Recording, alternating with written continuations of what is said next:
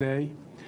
First, I've always started by telling New Yorkers the facts before my opinion. So let's start New York tough with the truth. The Attorney General did a report on complaints made against me by certain women for my conduct.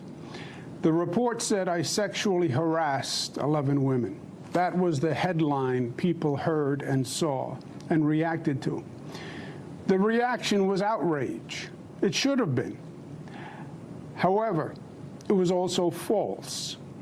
My lawyers, as you just heard from Reade, have reviewed the report over the past several days and have already raised serious issues and flaws that should concern all New Yorkers.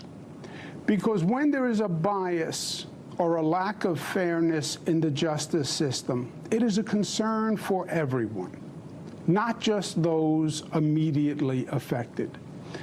The most serious allegations made against me had no credible factual basis in the report.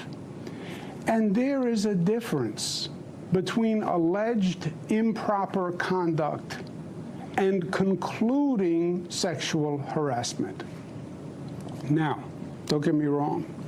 This is not to say that there are not 11 women who I truly offended.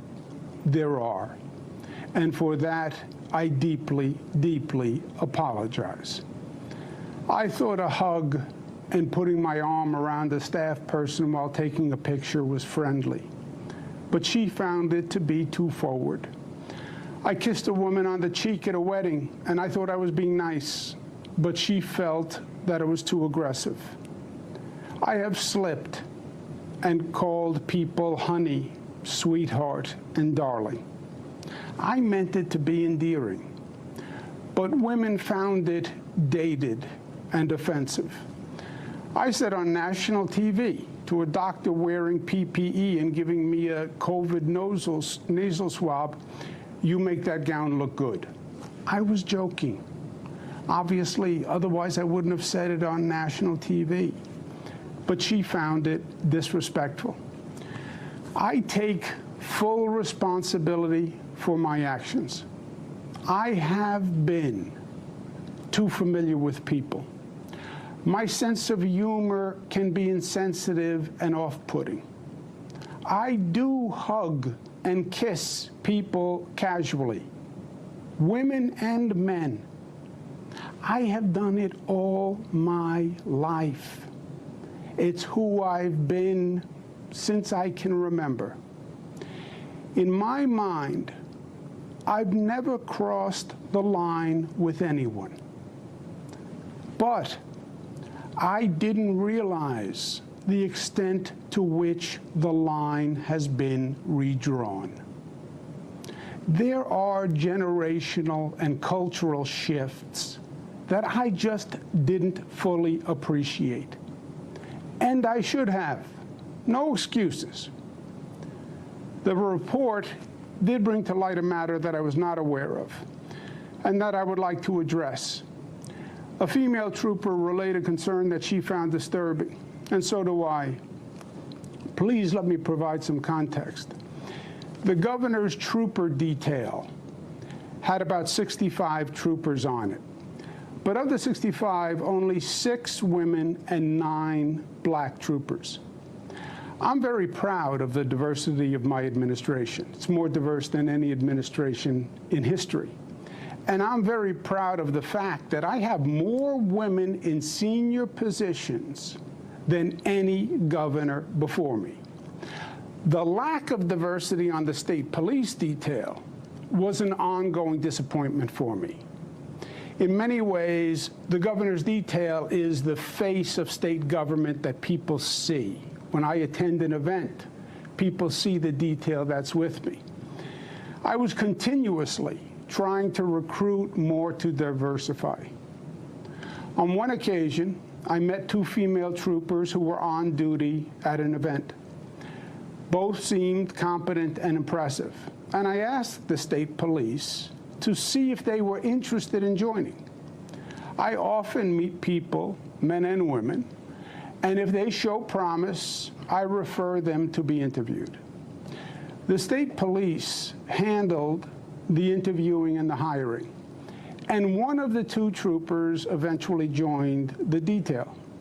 I got to know her over time, and she's a great professional.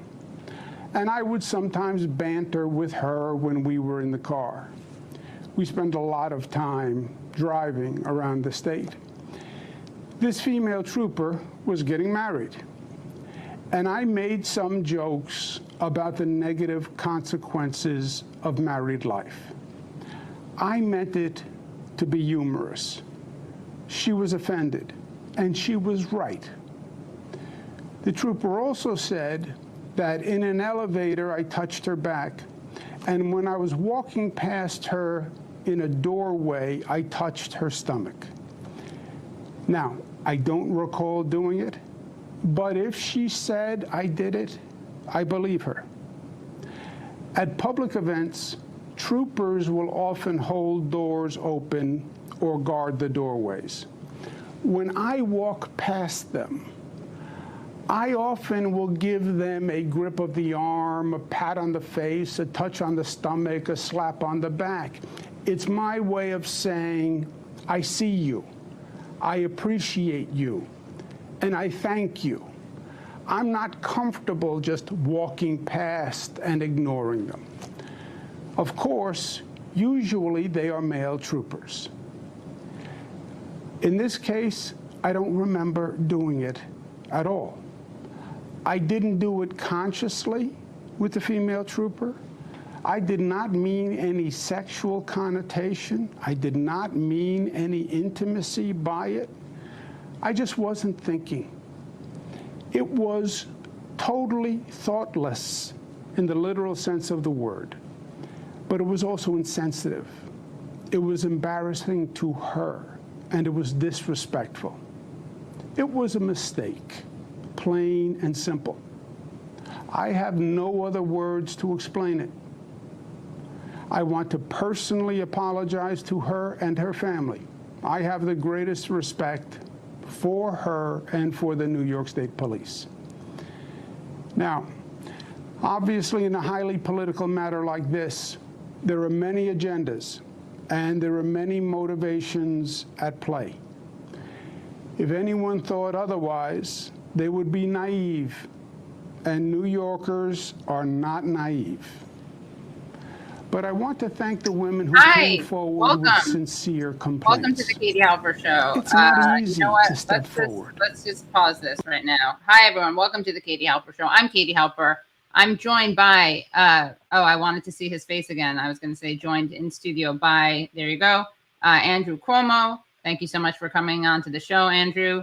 You look very poised. Thank you for letting me speak, for holding the space. And in addition to having Andrew Cuomo in the studio, I have Kate Willett, who is the host of the Reply Guys podcast, stand-up comedian, author, dirtbag anthropology, and also she's been on the Colbert Report, which before he got really corny, I believe, right? The Late Show with Stephen Colbert. Oh, it was? Okay, that's fine. That's fine. I wouldn't have turned that down either. I did stand-up. You did stand-up. Yeah. She didn't do a sketch about Trump. I did a whole performance about how Trump is orange and he has little hands, and it was groundbreaking, to be honest. Yeah.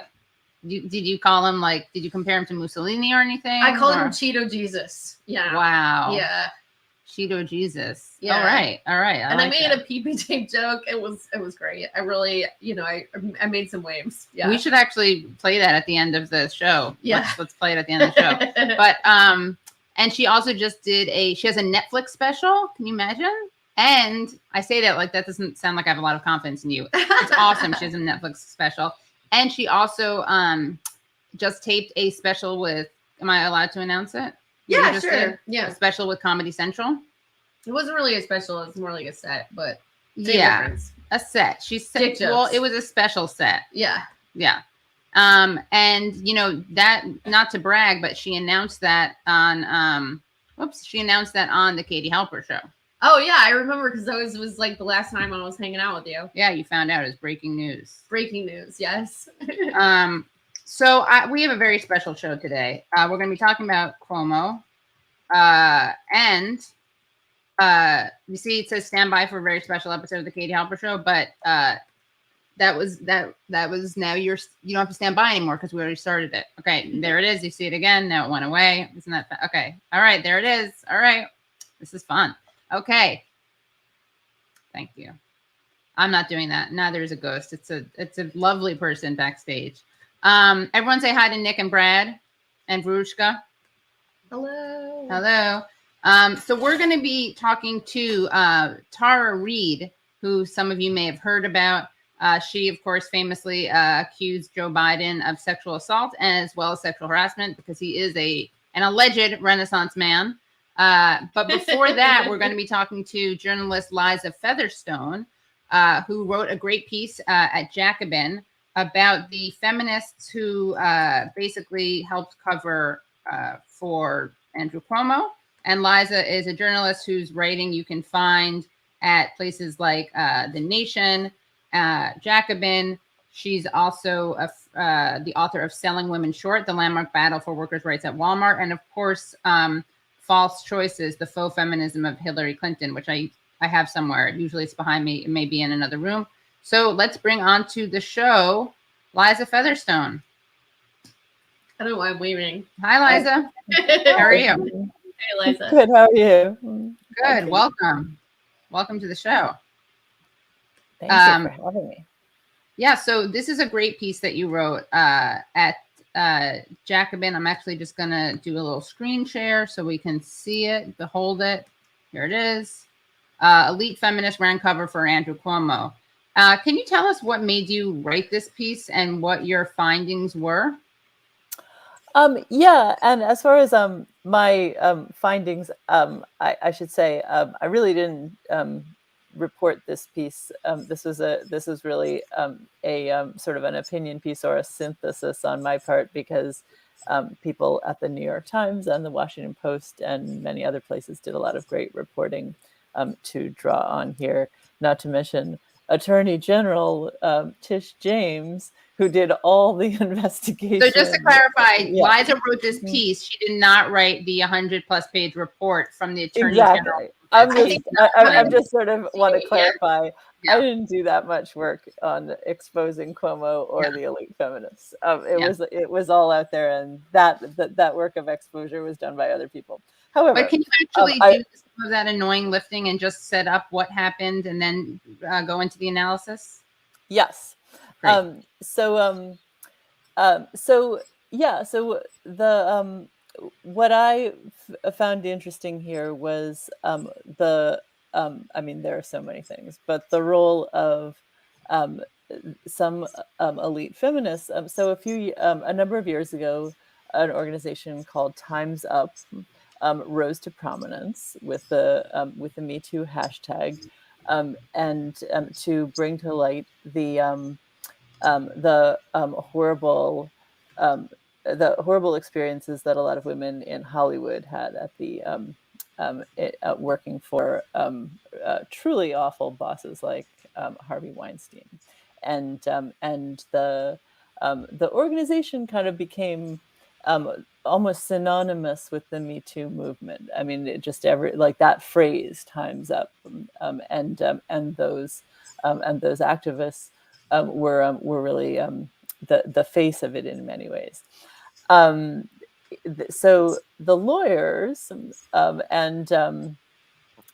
and executive director were consulted by Andrew Cuomo on how he could get out of this predicament of 11, in which 11 women were accusing him of sexual harassment and in some cases assault, and all the things that Time's Up was founded to fight in the workplace, right? So they were consulted on how to get one of the worst, most high-profile, terrible, sexist bosses off the hook, and they and instead of saying "fuck you, Andrew Cuomo, that's not our job," no, they did not say that.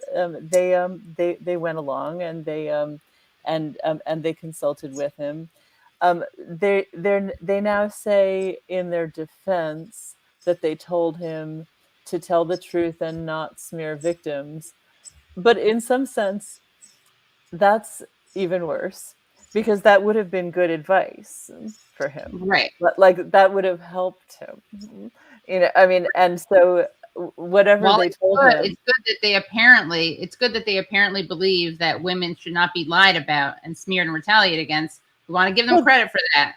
Yeah. But a low bar, right? It's a low bar, and they're still advising him. It's still PR advice. It's still PR advice. Yeah. Exactly. They were advising him to take the moral high ground, which is a PR move in his situation.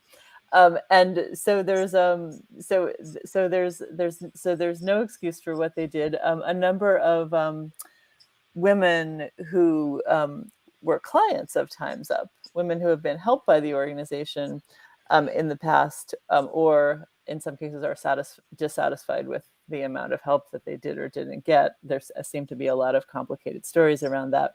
But a lot of former Time's Up clients signed a letter on this issue, saying, saying how appalling it was, and basically, correctly analyzing this as Time's Up has chosen to side with power rather than with the workers, rather than with the women. So it's a disgraceful episode. One of the women, one of the lawyers, Roberta Kaplan, has resigned from the organization. She gives the absurd reason, that there's some kind of conflict of interest between her work as a lawyer and her work for Time's Up. Because of her, she isn't able to fully disclose all her work as a lawyer. I mean, it was just the most, it was sort of the most sort of hedgy little nitpicky resignation letter. But obviously the reason is she has become an embarrassment to the organization because she did this. I mean, this letter is just like, she should have said, Cuomo's apology was better than this. At least he said, I did the wrong thing. I'm really sorry. Yeah. I think it's kind of a sad state of affairs when Roberta Kaplan could learn a lot from Andrew Cuomo's apology tactics. I know. That's a really sad. To be clear, his apology is terrible because he evades admitting the very worst things. Yeah, and concentrates on the most ambiguous things that most people would sympathize with him about. I'm just really. I'm not perverted. I'm Italian. Yeah, exactly. He is an Italian American, so nothing problematic there. Yeah, so exactly. So his apology was not good, but it at least did contain a sort of a sense of being sorry. Yes, which I think this apology lacks. I'm sorry if anyone was offended by my being friendly and culturally determined. I'm sorry if my being Italian American made anyone feel uncomfortable. That was never my intention. Yes, I'm sorry you all are so racist against Italian Americans. That's really what it boiled down to. And the other thing, we didn't look at this, we can look at this later, but he hides behind his daughters. He loves doing that, in his original. It's so gross. So gross. I'm so tired of hearing about his daughters.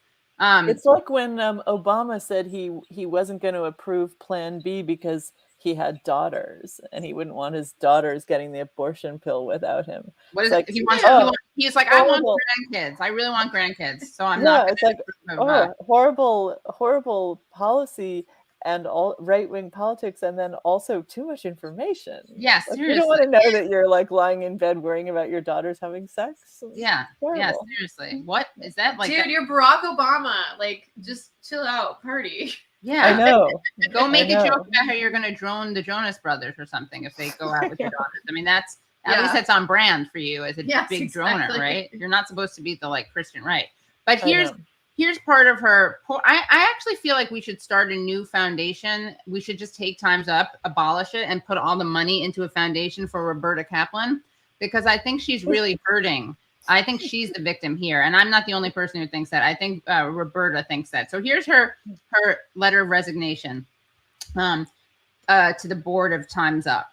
As you know, I helped establish and lead Time's Up and Time's Up Legal Defense Fund since their creation 4 years ago. Time's Up grew out of the belief that if women leaders used our influence to work with those in power to hold them accountable, we could make real strides forward, and we certainly have. Looking back over the last 4 years, we've accomplished more than I think any of us thought possible. Perhaps even more importantly, we did it together in sisterhood and solidarity, bringing together our respective expertise, networks, and experiences to elevate women's voices, advance new legislation, and force the culture to recognize that the status quo was no longer working. Yes, they forced the culture. They cupped the culture by the I think breath. this is from the Andrew Cuomo school of first bore your audience with a long preamble so they don't think about the bad thing you did. Yeah, and also pretend to be woke, which he does famously. And as a New Yorker, I'm Black, I'm Jewish, I'm Muslim, I'm disabled, I'm gay, I'm a woman. I am a woman seeking to control her body, which sounds so creepy. Like the second before any of this like sexual harassment stuff came out. He's a man seeking to control her. That's why he identifies as a woman, and he happens to be controlling other people. But just like, bodies. I'm seeking to, like, I would never say that. I'm seeking to control my body. I mean, that makes it sound, I mean, maybe if I was about to have diarrhea, I would. Yeah, seriously. But it doesn't sound like how you talk about reproductive rights. Right, yeah. That's weird. Or like, what are the exercises for your pelvic floor? Oh, Kegel, yeah. Yeah, maybe Kegel. That also sounds like a diaper advertisement. Yeah, are you seeking to control your body? Yeah. Anyway, okay, so advancing legislation and force the culture to recognize that the status quo was no longer working. Unfortunately, recent events have made it clear that even our apparent allies in the fight to advance women can turn out to be abusers. We have imagine that. Imagine that. We've never found. We found. Very 2014, actually. You know, just like wow, some of these woke guys, they're actually like pieces of shit. You know. Well, and it's also just the pose of that sentence. I mean, given that the reason she's writing this letter is that she was involved in consulting behind the scenes with him about how he could get out of this, and it's like, what? So you're trying to make it sound as though you just learned about all this from the news cycle. Right. Well, right.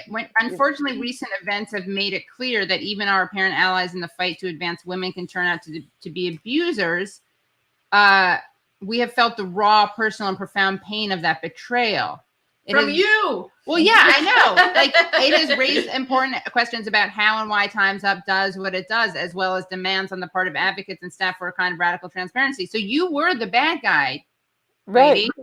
I mean, you're the person who they're feeling the raw, personal, profound pain of that betrayal. You did the betrayal. Or I guess, what is she expecting us to believe? That like she thought she was just helping out a decent guy who was being smeared by a bunch of women accusing him of that. She didn't know that he was an abuser. Don't believe women. Yeah, I mean, right. Even if let's say you thought that Cuomo, let's say you really thought that someone was being railroaded and set up. Like, it's still, if your time's up, you probably want to recuse yourself. Yeah, I mean, it's also like 11 women. Like, that's so right. many. I mean, it seems very. It's not credible that they thought 11 women were making this stuff up. Yeah. Well, you know, look, one recent event after one recent event and another recent event, another recent event, another recent event, another recent event, another recent event. It's a lot of events. Another one, another, and another recent event. After those recent events, and the only recent events are that it's now clear that Cuomo is not tenable, it's not viable. That's the recent event, and that he was going to resign. So we're gonna have to go with Plan B. Don't tell Obama. Yeah, don't tell Obama. So anyway, so she really does a lot of soul searching, and she makes it seem like she's just put in an uncomfortable position because she happens to be a lawyer. Maybe she relates to Cuomo because I don't know, some kind of creep solidarity. I'm not sure. Yeah, you're right. Yeah. Well, I think that there is a kind of ruling class or people in charge solidarity all along, which is how they got into this this is how they got into this predicament. Yeah, I mean, and Time's Up is like pretty aligned with the Democratic Party. Oh, it's right? totally like, aligned with and Democratic. so kind of like, I mean, yeah, I don't want to like. I feel like this is not the first time I've heard of Time's Up kind of like being very aligned with Democratic politicians, but I don't know. We're going to hear about it more from Tara Reade, actually. Yeah, exactly. Yes. But let's just finish this up. So, very unfortunate recent events. My work as a lawyer is paramount to my identity. Okay, get ready for some woke wash of the week. My work as a lawyer is paramount to my identity and critical to the way I've advocated for and achieved lasting change.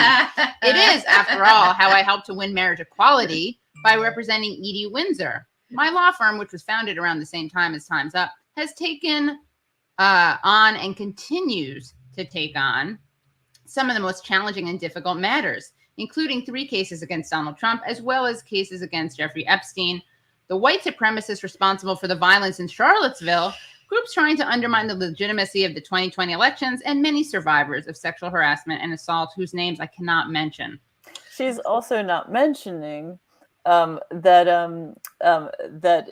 she last year defended Goldman Sachs in a lawsuit by a woman who was accusing their chief global litigator of harassment and intimidation and retaliation. She's just humble. She's humble. She can't list her whole resume. That's I right. like that she identifies as a lawyer. I know. Like, lawyer am identifies. a Muslim. I am gay. I am a lawyer. I'm a lawyer. I am a lawyer seeking to control my body. Yeah, I'm a lawyer seeking to control women who are trying to sue for discrimination, seeking to elevate men, protect men. Let's see, and then she can't even mention some of them. Putting aside whether a model of radical transparency on the part of its leaders would have been consistent with many, if not most, of Time's Up's achievements, I am a practicing lawyer sworn to uphold vital ethical duties of loyalty and confidentiality. Simply put, wait for it, the standards that apply to lawyers are different from and more stringent than ethical norms that apply to others.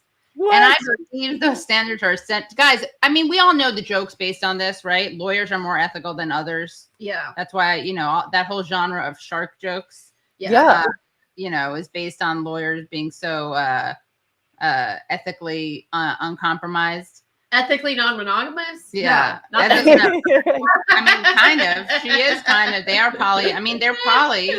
They represent a lot of, they're like poly conflict. Yeah. They like represent a lot of different clients it's like dating people who hate each other. Ooh, I would do that. I would do that. Well, that's fine as long as, but there's no transparency. So, okay, you guys, the reason that she had to defend Cuomo was because she's so ethical.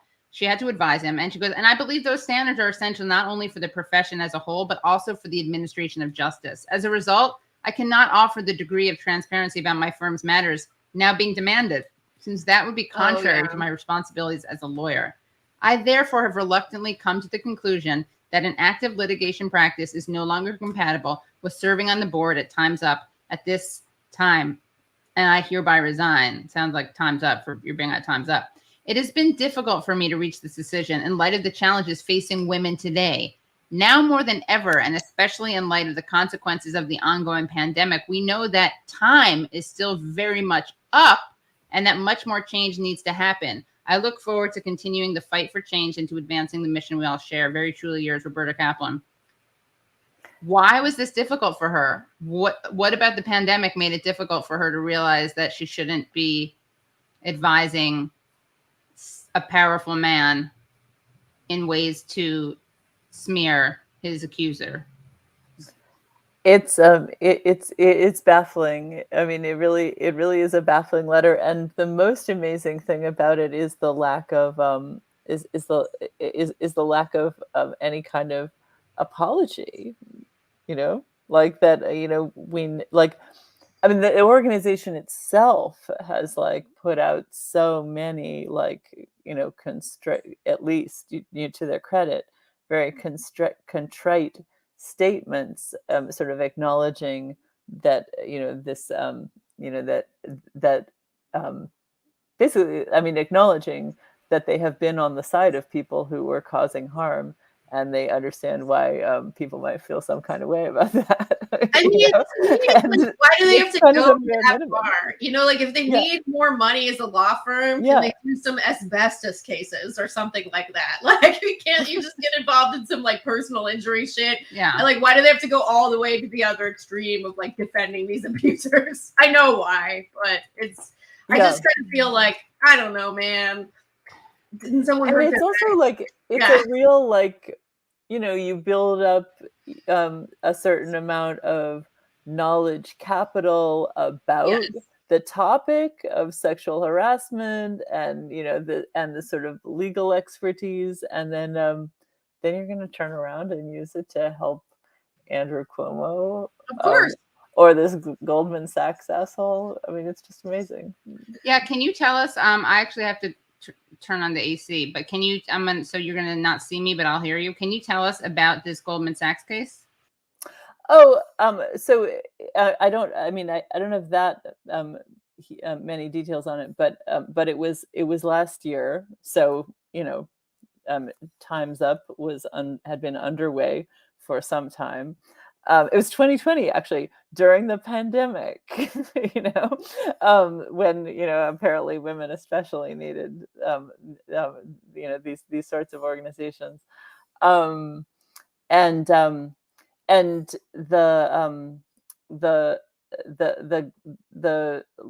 women's lawsuit accused the chief global litigator of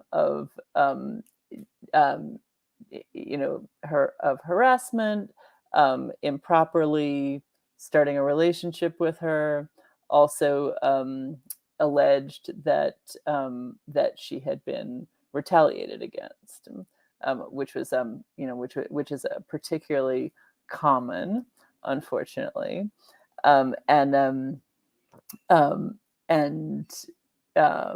it also happened to some of the Cuomo abusers.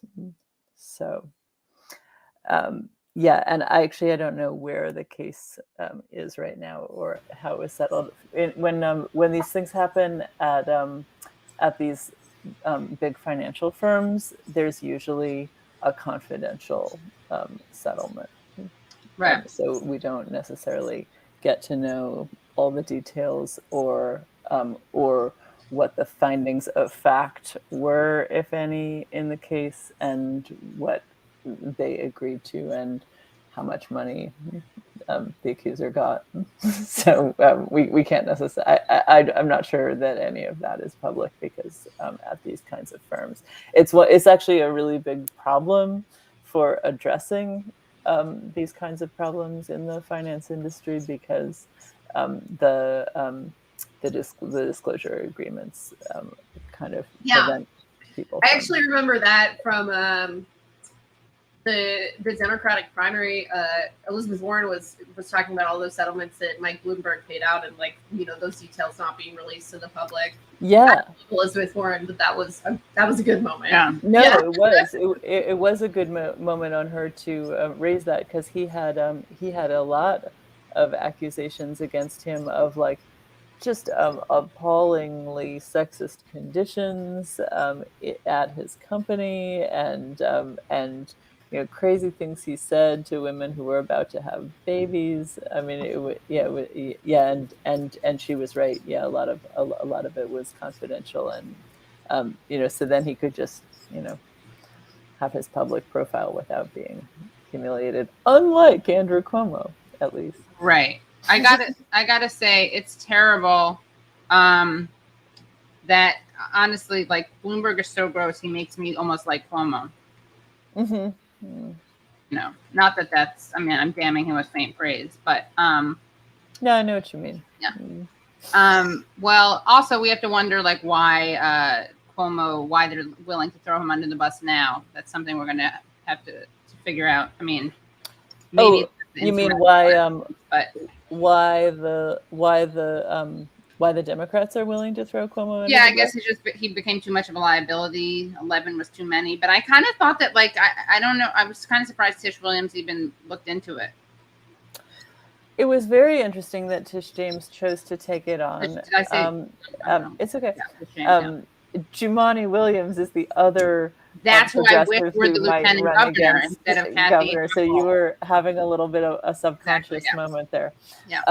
And that's actually, and Cuomo, when Cuomo said it was politically motivated, he's implying that it's because Tish James wants to run against him for governor, which is so disgusting. A futile bit of shade on his part. Well, I mean, he also really wanted to be the president, I think, which was maybe a hope already dashed by the nursing home thing, maybe not. But... I mean, sadly, I don't think it was the nursing home scandal, which is like, we should also mention this, the fact that he has, what's amazing about this is that there's something he did that, like, we know that he did because one of his own aides said he did it, which is, like, downplay the number of deaths. Well, no, the FBI investigated, right? And they found, didn't the FBI investigate that? I'm not told. The nursing home scandal was, but even like there, it's a bit. It's like, okay, he gave immunity from liability to to nursing homes and hospitals, and he basically did that probably because they were his donors, the executives who own these places. But like that, it's hard. Okay, you can't prove the motive, but obviously it's irresponsible to give people liability immunity because that's like the biggest cause of death at nursing homes is because of liability, and it's cheaper to not take care of patients, obviously. Yeah. Sorry, not negligence. I always mess this up. Negligence. Negligence is the biggest cause of nursing home deaths. So giving them immunity to negligence prosecution, that's what he did. But what we definitely know is that they covered up the numbers, and we know this because his own aide said this in front of people. I mean, and the fact that wasn't a career ender is insane. Also, it's so sad. It's so sad, and it just shows you how terrible the media is, and how there's no, accountability anywhere. Well, it's so partisan. I mean, because they were talking about the Cuomo nursing home scandal a lot, like all over Fox News, and I mean, it was really, really, really big, like on social media among Republicans. Right. People cared about it, but you rarely see anything that isn't super partisan, except for sometimes Republicans will defend Democrat men accused of sexual harassment, as we saw Tucker Carlson do with Andrew Cuomo. Like, it pains me, but I know. Well, my loyalty to a man is more even than my loyalty to party. Yeah. Well, I mean, I know we're usually a bit more populist and on the side of the people on this show, and I agree with that. But in this case, I'm sorry to say, I think if Andrew Cuomo had run for governor again, he probably would have won. He's popular, definitely. Yeah. And I think what we're really seeing here is that sort of two things, one kind of general and one kind of specific to Andrew Cuomo. One is I think that these kinds of abuses of power around gender and the workplace are extremely toxic for Democrats, and in his case, it was so proven. I mean, it was so there was such an extensive investigation. Over 700 people were interviewed, including all the people who were involved in covering it up.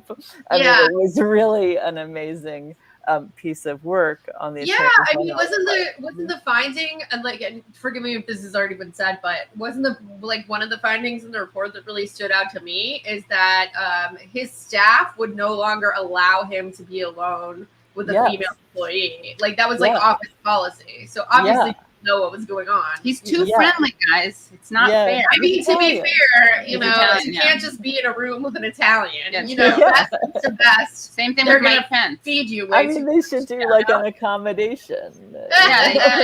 Carve out. Well, now we know how Mike Pence feels. Who can't hang out with He can't hang out with women besides mother. mother. He can't Yes. hang out with women besides With mother. mother. I haven't which thought he about that means guy in his a wife. while. He calls his wife Yes. mother. I haven't Which thought is about very that healthy. man in a Well, little bit. speaking of partisan, Let's let's keep it that way. Yeah. Let's speaking of partisan, shameful partisan politicization of sexual assault, sexual harassment, Me Too, feminism. What better transition? What better segue than to bring on into the chat someone who had her own interactions with Time's Up, and I'm speaking of Tara Reade, activist and author of Left Out: When the Truth Doesn't Fit. Hi, Tara. Hi, it's good to see everyone. Thanks so much for joining us. Thank you. And you are one of the people who signed this letter, by the way, who signed this letter condemning Time's Up. So can you tell us why you signed this letter and what your thoughts are on what happened? Sure. And by the way, I'm a huge fan, Liza. So and Thank you. Kate Willett. So and Kate, I have your book. I'm going to be listening to it. So congratulations on that. On Oh, thank you so much. Yeah, it's really impressive. Thank you so much. So I really I've had a lot of big feelings this week because Time's Up treated me really badly, and then watching and knowing that they did the same thing to the Cuomo survivors, if not worse in some ways, or I guess you can't compare. We all had kind of terrible treatment. But I went to Time's Up in January thinking, and they accepted my case. It was vetted, and I thought, Time's Up Legal Defense Fund, I'm going to get a lawyer. I'm safe. Your case, just so people, in case people were living under a rock, you were accusing Joe Biden of sexual assault and sexual harassment. That's correct. Worked for him. And from when I was his staffer in 1993, and I came forward actually, in 2019 and 2020, and on your show, Katie. So people can listen to the audio of the whole thing, or they can watch the Megyn Kelly interview as well.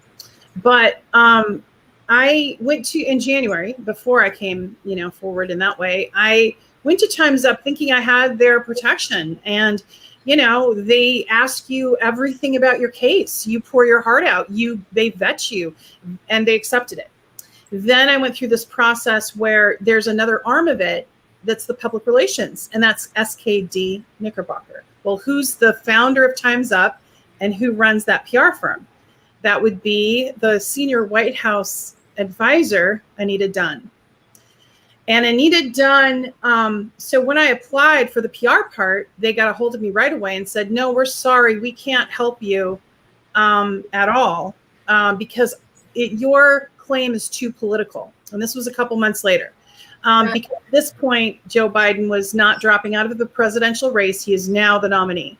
And I said, too political, where am I supposed to go? Like, where does someone like me go? They knew everything about the sexual harassment, the assault, as I said, and they gave me this conference call and said, we're so sorry, we can't help you. And, with that, never told me that Anita Dunn was already working for Joe Biden's campaign. That would have been the PR, and that she was already accepting money. And Ryan Grimm did a fantastic investigative reporting, and I found out with everyone else when he exposed it in The Intercept, that piece of news. And then Law and Crime did another deep dive and talked about how the money increased to Anita Dunn the whole time I was getting services at Time's Up, or trying to. So it was a betrayal on a level, that makes me really emotional. I trusted them, and I gave them all the information. So I don't know. They talked about firewalls, that my information wasn't given to Biden's campaign. I don't know if it was or not, but I do know that I was really discredited, just like Lindsey Boylan, and there was a very coordinated attack through social media and through corporate media, and I was class shamed and everything else, and I had to fight very hard. One of the results of that was them even threatening me with prison for perjury. And luckily I got lawyers and got help. And of course there was no perjury. And then Ryan Grimm was a reporter for The Intercept who did another deep dive on that. And I was exonerated by that time. And he even went as far on Rising to call out the New York Times for retraction, which they haven't done. So that's kind of the long and short of it. But the players, those 11 women that were involved with the founding of Time's Up, they all have lunch together. They all have the same contacts. And what's worse about what they did, it's not just that they suppressed our stories like Lindsay Boylan or my own. It's that they worked with the monsters, the abusers, to discredit us, to go after us. Yeah. I don't even know how to begin to address that betrayal. Yeah. Well, they have a lot of class solidarity, as Liza points out in her piece. So they are good, if not good feminists, they're good, what? Classicists? They're members of the ruling class. Socrates. I know. Well, they happen to be very well read in Socrates too, but classists. Yeah. No doubt. Yeah. Liza, were you about to say something, or did I? No. I was just gonna. I thought, you made a face, so I thought I was just trying to elevate your voice. I was trying to amplify your voice. Yeah, and Anita Dunn, of course, they were just openly, the thing I admire most about Anita Dunn is that when she advised Harvey Weinstein, she did it not for money, but out of the kindness of her own heart.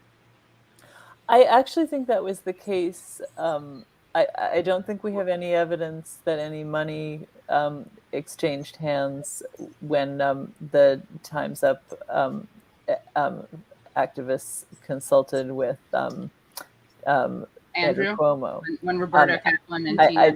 I'm not at all sure that they were getting paid for that. I think they may have just class solidarity. Yeah. Well, and the playbook, we didn't talk about that yet. Did you hear about that, Liza? The playbook. That's the playbook. It's the playbook by Anita Dunn. The playbook is what they used to advise Harvey Weinstein. That's I think a recent article just came out about that. But basically, they used that playbook to discredit some of the Weinstein survivors, like Rose McGowan. Yeah. Amazing. So they gave them techniques of how to do it, which was the techniques they used on me, on Lindsay Boylan. And Lindsay Boylan, I think it even went further. Correct me if I'm wrong. A humanitarian branch released illegally her personnel file and leaked it to the press. Is that true? Yeah. Yes, that is true. Yeah. Wow. Well, Liza, I want to thank you so much for your time. Do you have anything else that you want to say in closing, and then we actually have another guest we're bringing on. I'm so excited. A DJ, by the way, among other things, she's a DJ. It's our first DJ guest. First guest DJ. She's going to spin some sets. No, she's not. She's going to speak truth to power. But Liza, any final words from you? I mean, just that it all shows we can't trust these people, and we need feminism for the 99%, and we don't need these. We don't need these elite people. Feminism needs to be socialist. It needs to be rooted in the struggles of working class people, and it can't be about secret little meetings with the boss. Yeah. Amen. Burn your pantsuits. Ew. Burn your pantsuits. Wait, can I ask you one more question before we go? Sure. Oh, okay, so remember when Cuomo started the Women's Equality Party? Oh my God! Yeah. So have any of the women who were the face of that? I don't know. I haven't been following it. Have any? Do you know if any of them have said something? Because I know how embarrassed I feel when a male comedian I've helped out ends up being a little scummy. I know, right? Okay, so for listeners just tuning in to the disgraceful phenomenon that was the Women's Equality Party, and that you're saying that because you hate women's equality, right? I hate women, obviously, right? And so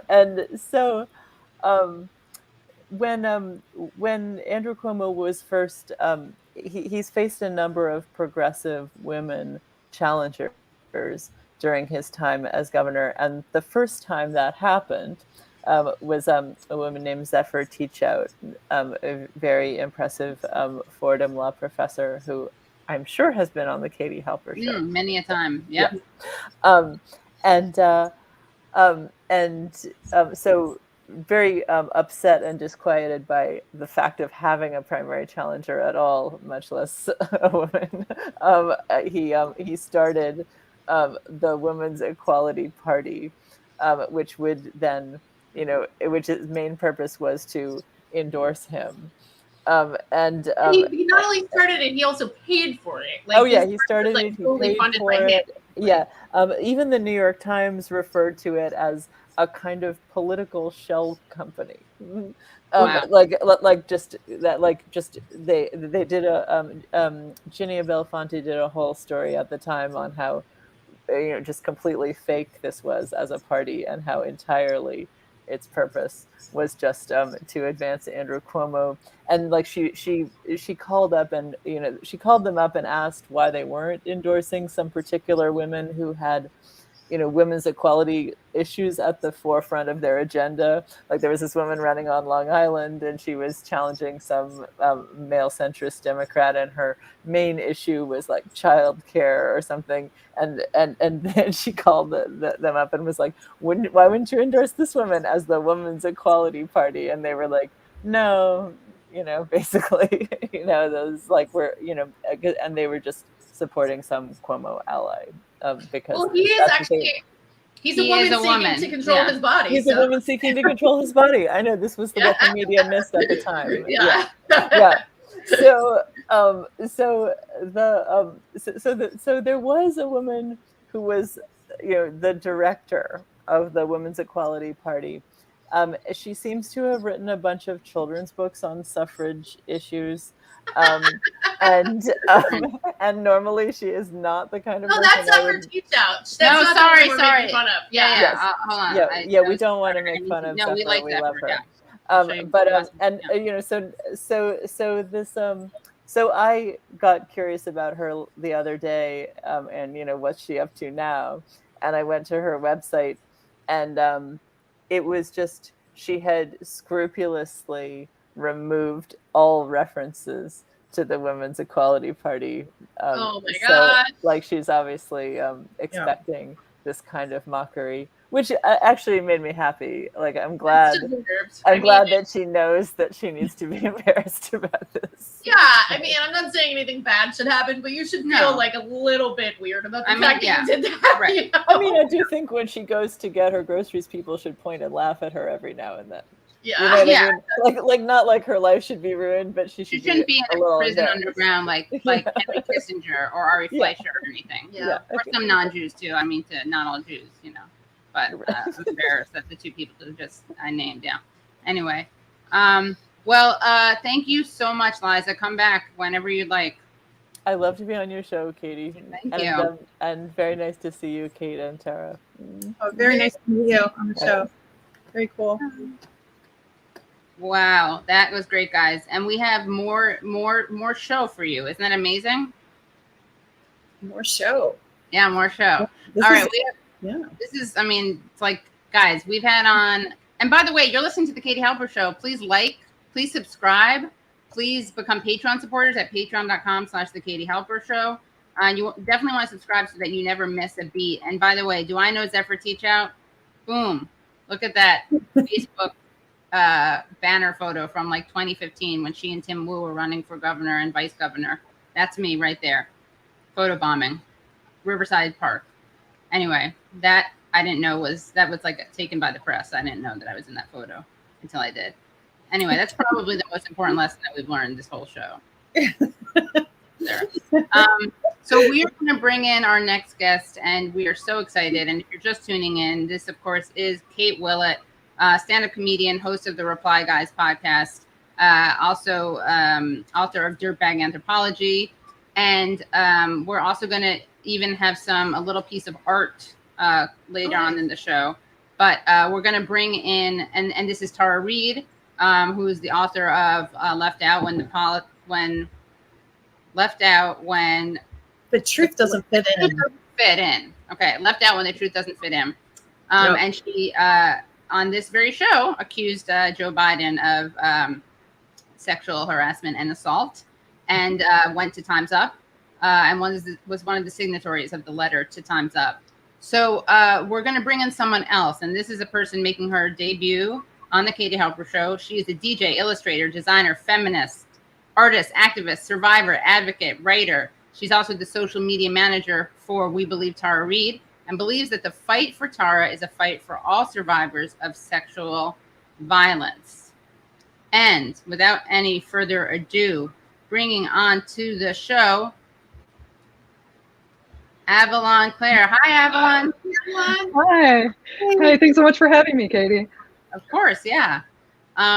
Well, you know, this is Kate. Hello. Kate. Hello. Avalon, I believe you know Tara. I do know Tara, yes. And, I love Kate's jokes. So. I wanted to have you on to talk about, oh, wow, thank you so much, Landry. Thanks, everyone, for your generosity. Wanted to talk to you both about what it's been like. You know, we've seen Cuomo fall on his sword. Wanted to know. Very phallic. I know, I couldn't. Yeah. But he did. I mean, I wish he'd fallen on it before certain things happened, but it was in service in commission for too long. But we have not seen Biden do that, and in fact, we're gonna play some videos. I think it would be a good idea. Let's play, Nick. If we could play 2 back-to-back videos, let's first play the video of Biden condemning Cuomo, and then we'll play the other one. Stepped down as the president tried to put some distance. President Biden said today he respects Cuomo's decision to step down as the president tried to put some distance between himself and the allegations that drove Cuomo from office. At the White House, here is CBS's Ed O'Keefe.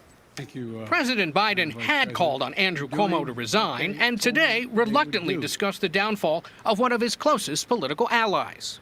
How would you assess his 10.5 years as governor of the state?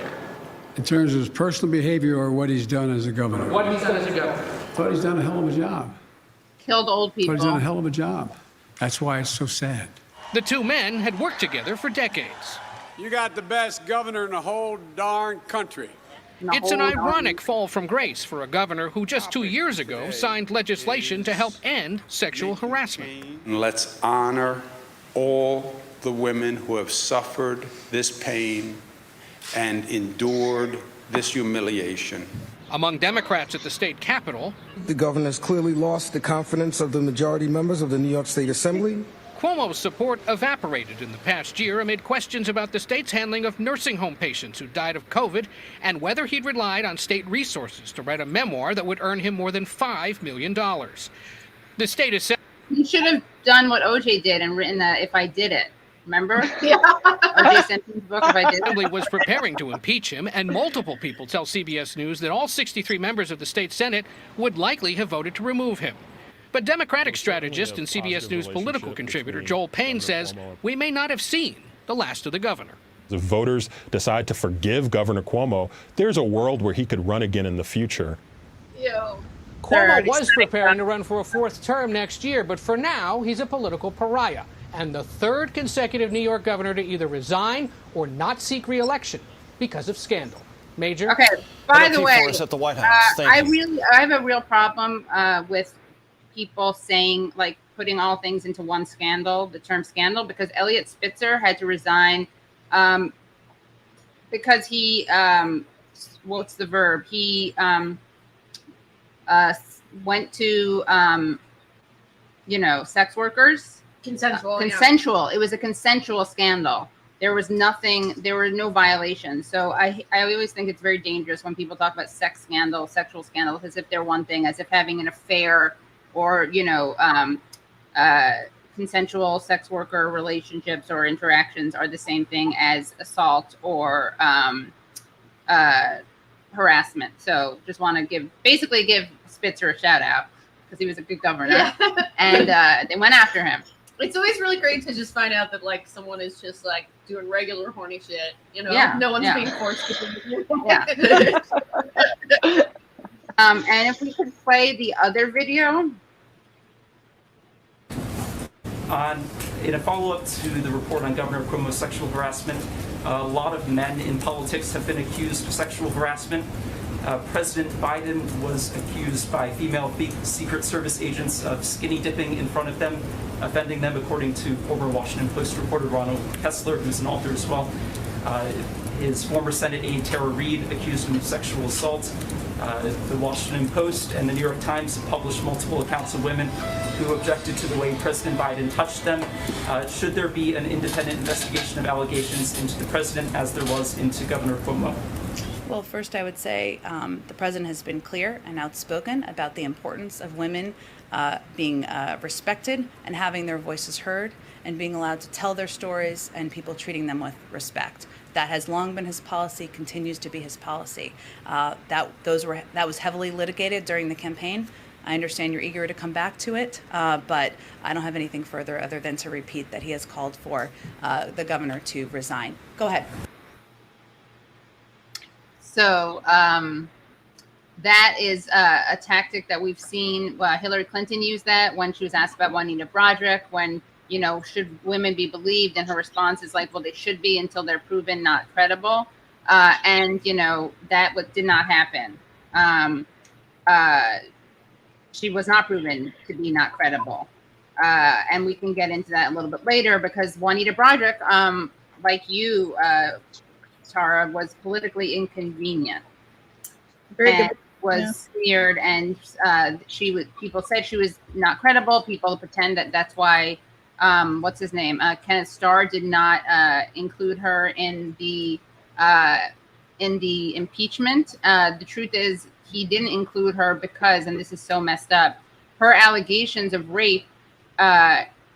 This is Bill Clinton. Kenneth Starr asked Juanita Broaddrick, who since the 90s has been accusing Bill Clinton. She was very reluctant about it. And like you, actually, she at some point said it didn't happen, Tara, which is something that a lot of survivors do because they don't want to talk about it. And she was very reluctant, but she finally told her story. And they asked if Clinton had ever threatened her or tried to silence her, because that is obstruction of justice. And Juanita Broaddrick said, no, he didn't, because she was telling the truth. And because he didn't do that, it's so messed up, but that didn't fall within the purview of the impeachment, because the impeachment was about obstruction of justice, not about rape or assault.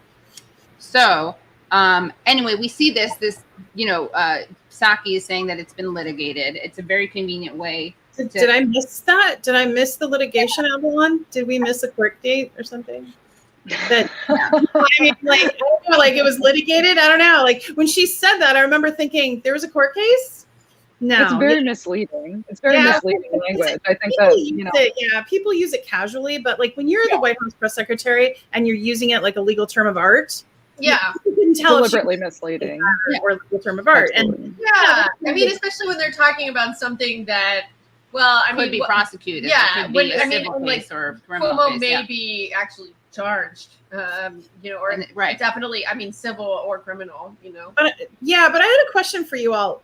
You know what struck me about that too was that I saw her jaw tighten, when she was answering, but she didn't interrupt him, and she usually interrupts, and she just let him go. He talked about the Secret Service and he talked about me. So what do you think of that? Was she just having to do that, or do you think she's sort of like, okay?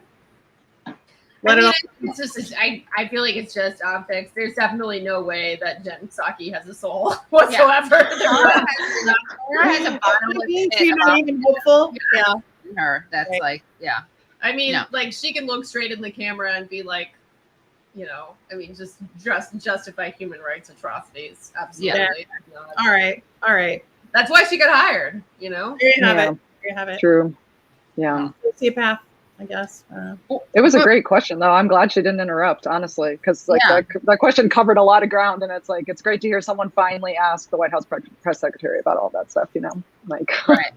And where was that person from? That journalist? New York Post.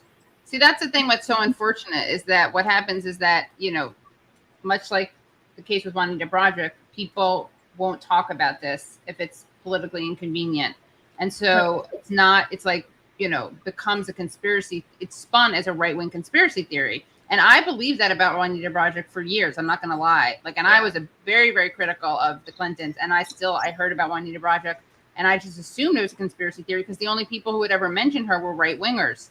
And then you look into it, and it's extremely credible. And then you hear people say stuff like, well, she's a Trump supporter, as if like that matters. Like that matters. Or like she would vote for the guy who raped the woman her. or for the wife of the guy who raped her. Yeah. They're like, but Trump raped. It's like, yeah. So it's infuriating, and they did that to you too, Tara, with that you're at RT, which is like, I think you're the worst asset. If you're a Russian asset, you're probably the worst Russian asset in the history of I'm a useless idiot. Let's just. You're like worth. Yeah. Yeah, I have no like, and even let's see if I had ambitions for that, I would be so bad because I like just want to help everyone and like tell everyone everything. Yeah, right. It's true. It's true. Everyone knows this about me. Like I'm very open, so like don't tell me a secret. Like no. You're like well, Vladimir Putin doesn't officially plan to order an attack in Ukraine, but he is officially I planning feel to like order a pizza. Yeah. But I feel like maybe he would. I'm just gonna put it out there. Yeah, that would be. I have to say though, you know, writing the op-eds for RT has been so awesome, and they are so easy to work with and nice, and it's all my voice, and I you know I have a platform, and the New York Times rejected my op-ed, so I don't know why, but can you guys talk actually about the New York Times, because why you attempted to get them to retract their story about you, about Tara, and also before that though, I want to ask you, Avalon, how you became interested in Tara's story, and then I'll ask you guys about the New York Times. Yeah. Well, I was very anti-Trump and very pro Bernie Sanders, and I heard about Tara's allegations, and I was just like, this is not good. This is unacceptable. And I thought he was unacceptable in 2019. You know, I was paying attention to Lucy Flores and all those other women who came forward, and I was like, this inappropriate touching is unacceptable as well. You know, so when the further allegations came forward, I was like, this is unacceptable, absolutely. And so when Bernie Sanders, you know, dropped out of the primary, I was going to write a Facebook post, and then instead of just writing a Facebook post, I ended up making it a petition, because I was like, why not make it a petition? So I made this petition that was like, Joe Biden needs to step down. This is unacceptable. And I actually just checked it the other day, and obviously it was unsuccessful in getting Joe Biden to step down, but it's got 10,000 signatures now. Last time I checked a few months ago, it only had 7,000. So there obviously was some interest from a few other people in the country who also thought that this was unacceptable. But so I started that petition, and it was through people who found out about the petition that I got directly connected to Tara, and I've been, you know, organizing with her very closely ever since. So stuck with me ever since. All right. Yep. Yeah. And you know what? I have to give you a shout out, Avalon. You have been an amazing support for me, because, you know, I was out there just getting hammered by corporate media and discredited. And, you know, someone today said to me, hey, so the first article that comes up about you is the Politico one that calls you a manipulative, lying user, whatever it says. And, you know, Avalon has been so helpful with just bringing people into my life that support me. And, you know, when you're going through something like this, you feel pretty isolated. So thank you, Avalon. Shout out to you, because you have been tireless. Well, I think, yeah, of course. I think, you know, having experienced sexual violence and sexual harassment in my own personal life, you know, when this happens on a large scale against like a famous person or a politician, you know, it's a macrocosm for what people individually experience in their, you know, in their own lives. And like, because all of those rape myths that people use to discredit, you know, famous accusers like Juanita Broaddrick and Kristen Bobby Ford and Tara Reade and, you know, Lindsey Boylan and all these like, you know, the well-known accusers that have accused famous, powerful men, the same rape myths that are used to discredit them were used to discredit me. You know, it's like people say the same things. Like they're going to say, you know, you weren't consistent. They're going to say the same things whether you are Tara Reade or just me, just a regular person. So, so it's really relatable, and that's part of why it's so triggering when this stuff happens on a large scale for other survivors, because, you know, they're hearing those same talking points repeated about, you know, why they shouldn't be believed, and it's all just BS, to be totally honest. So, yeah, I think, I mean, there's so many you could make like a listicle of all the go-to excuses that people have. And one of them is that, you know, people say good things about their accusers. I mean, that was something that I think that I would have thought that with Harvey Weinstein, people would have understood that because you had people saying nice things about him. Yeah. And, you know, Tara, when I interviewed you, like you felt very conflicted, understandably, about, you know, Biden. Like I remember you getting very emotional about Biden's, like, the fact that his son died. Yeah. And his wife died. And, you know, people are complex, nuanced beings. Yeah, and it's also like, I mean, I don't want to speak for anyone, but I can imagine that it's like not wanting someone to just be able to be like allowed to just willy-nilly sexually harass or assault someone, like doesn't necessarily amount to like that you're, you know, wanting to like hurt them in any particular way. You just don't, I mean, many times it's fine if you do want something bad to happen. That would be a normal reaction too. But I mean, I know for myself at times that I have experienced something like that, it's more just like, well, what would be great is if it never happened to me in the first place, you know? And exactly. I mean, justice is not necessarily always equivalent to punishment, you know? Right. Yeah, and I think justice can be quite slow. I want to just circle back around to Saki, you know, but to use your phrase. But I want to, you were talking about the touching, and isn't it interesting how they describe Cuomo's touching as, like, the New York Times just did a thing where they said he was assaulted, and they said Biden was friendly. Yeah. It's really, it was gross. Touching, but it's not, and they kept emphasizing it's not sexual. Well, you know what is sexual harassment and what is the definition? And if you look at it, you know, of course they famously, it doesn't have to be touching. It doesn't have to be sexual. Gender harassment is sexual harassment. If somebody says you can't do your job because you're a woman, that's sexual harassment. You know, there's like, people don't even understand what these words mean. And I've just been reading so much about this stuff for the past year, and it's amazing how much people do not even understand what sexual harassment is or what it looks like when it happens, you know. And you're totally right, Tara. It's ridiculous. And you see how they're already, even with Cuomo stepping down, they're already just setting this framework where they're saying, well, but Biden, it's different. Biden's just friendly. And it's like, it's not. But didn't Biden say, but that's why it's so sad. So sad, because he was a hell of a governor. Well, and even Biden saying, you know, that it's his his personal life or his work as a governor. And it's like, well, he sexually harassed those women as a governor. So how is that personal? You know, it's like he did that on the job. I mean, it's ridiculous. Right. Even though, like, obviously engaging in like, it wouldn't be okay if he like sexually harassed people off the job either, but it's not even like, there's not even a line at all. Yeah.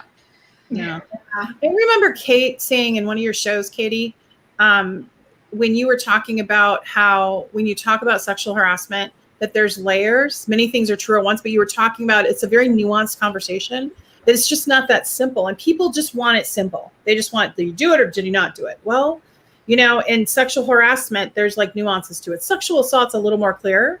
Like what happened to me was, you know, clear, but you know, I really admired what you said there. That was do you remember? It was like a couple months ago. You know? I didn't mean to put you on the spot. It was I just really liked it. Yeah, it's a cool quote. We'll have to find it. Play the video. I mean, I guess to me, it's like, I feel like as a culture, you know, we should have really moved beyond the idea of like, you know, rape or like sexual assault. It's like something that happens in an alley behind a dumpster with a stranger all the time. And same thing with sexual harassment. I mean, it's like, you know, our understanding of that from, you know, I mean, I don't know, I'm just going to arbitrarily throw out there beyond 15 years ago is, well, if you don't have sex with me, I'm going to fire you from your job, you know? And it's like, no, it could be other things. And, you know, I understand that there are people who feel uncomfortable with like, you know, the level of ambiguity. Right. And there is a spectrum. There's a spectrum, right? Like if somebody is like, you know, like I've had things happen to me at work where like, a coworker like definitely was like flirting with me and was like, you look really good today. And, you know, it's like, I didn't love it, but at the same time, like it was like a thing where I could be like, see you later, you know, and they got the point.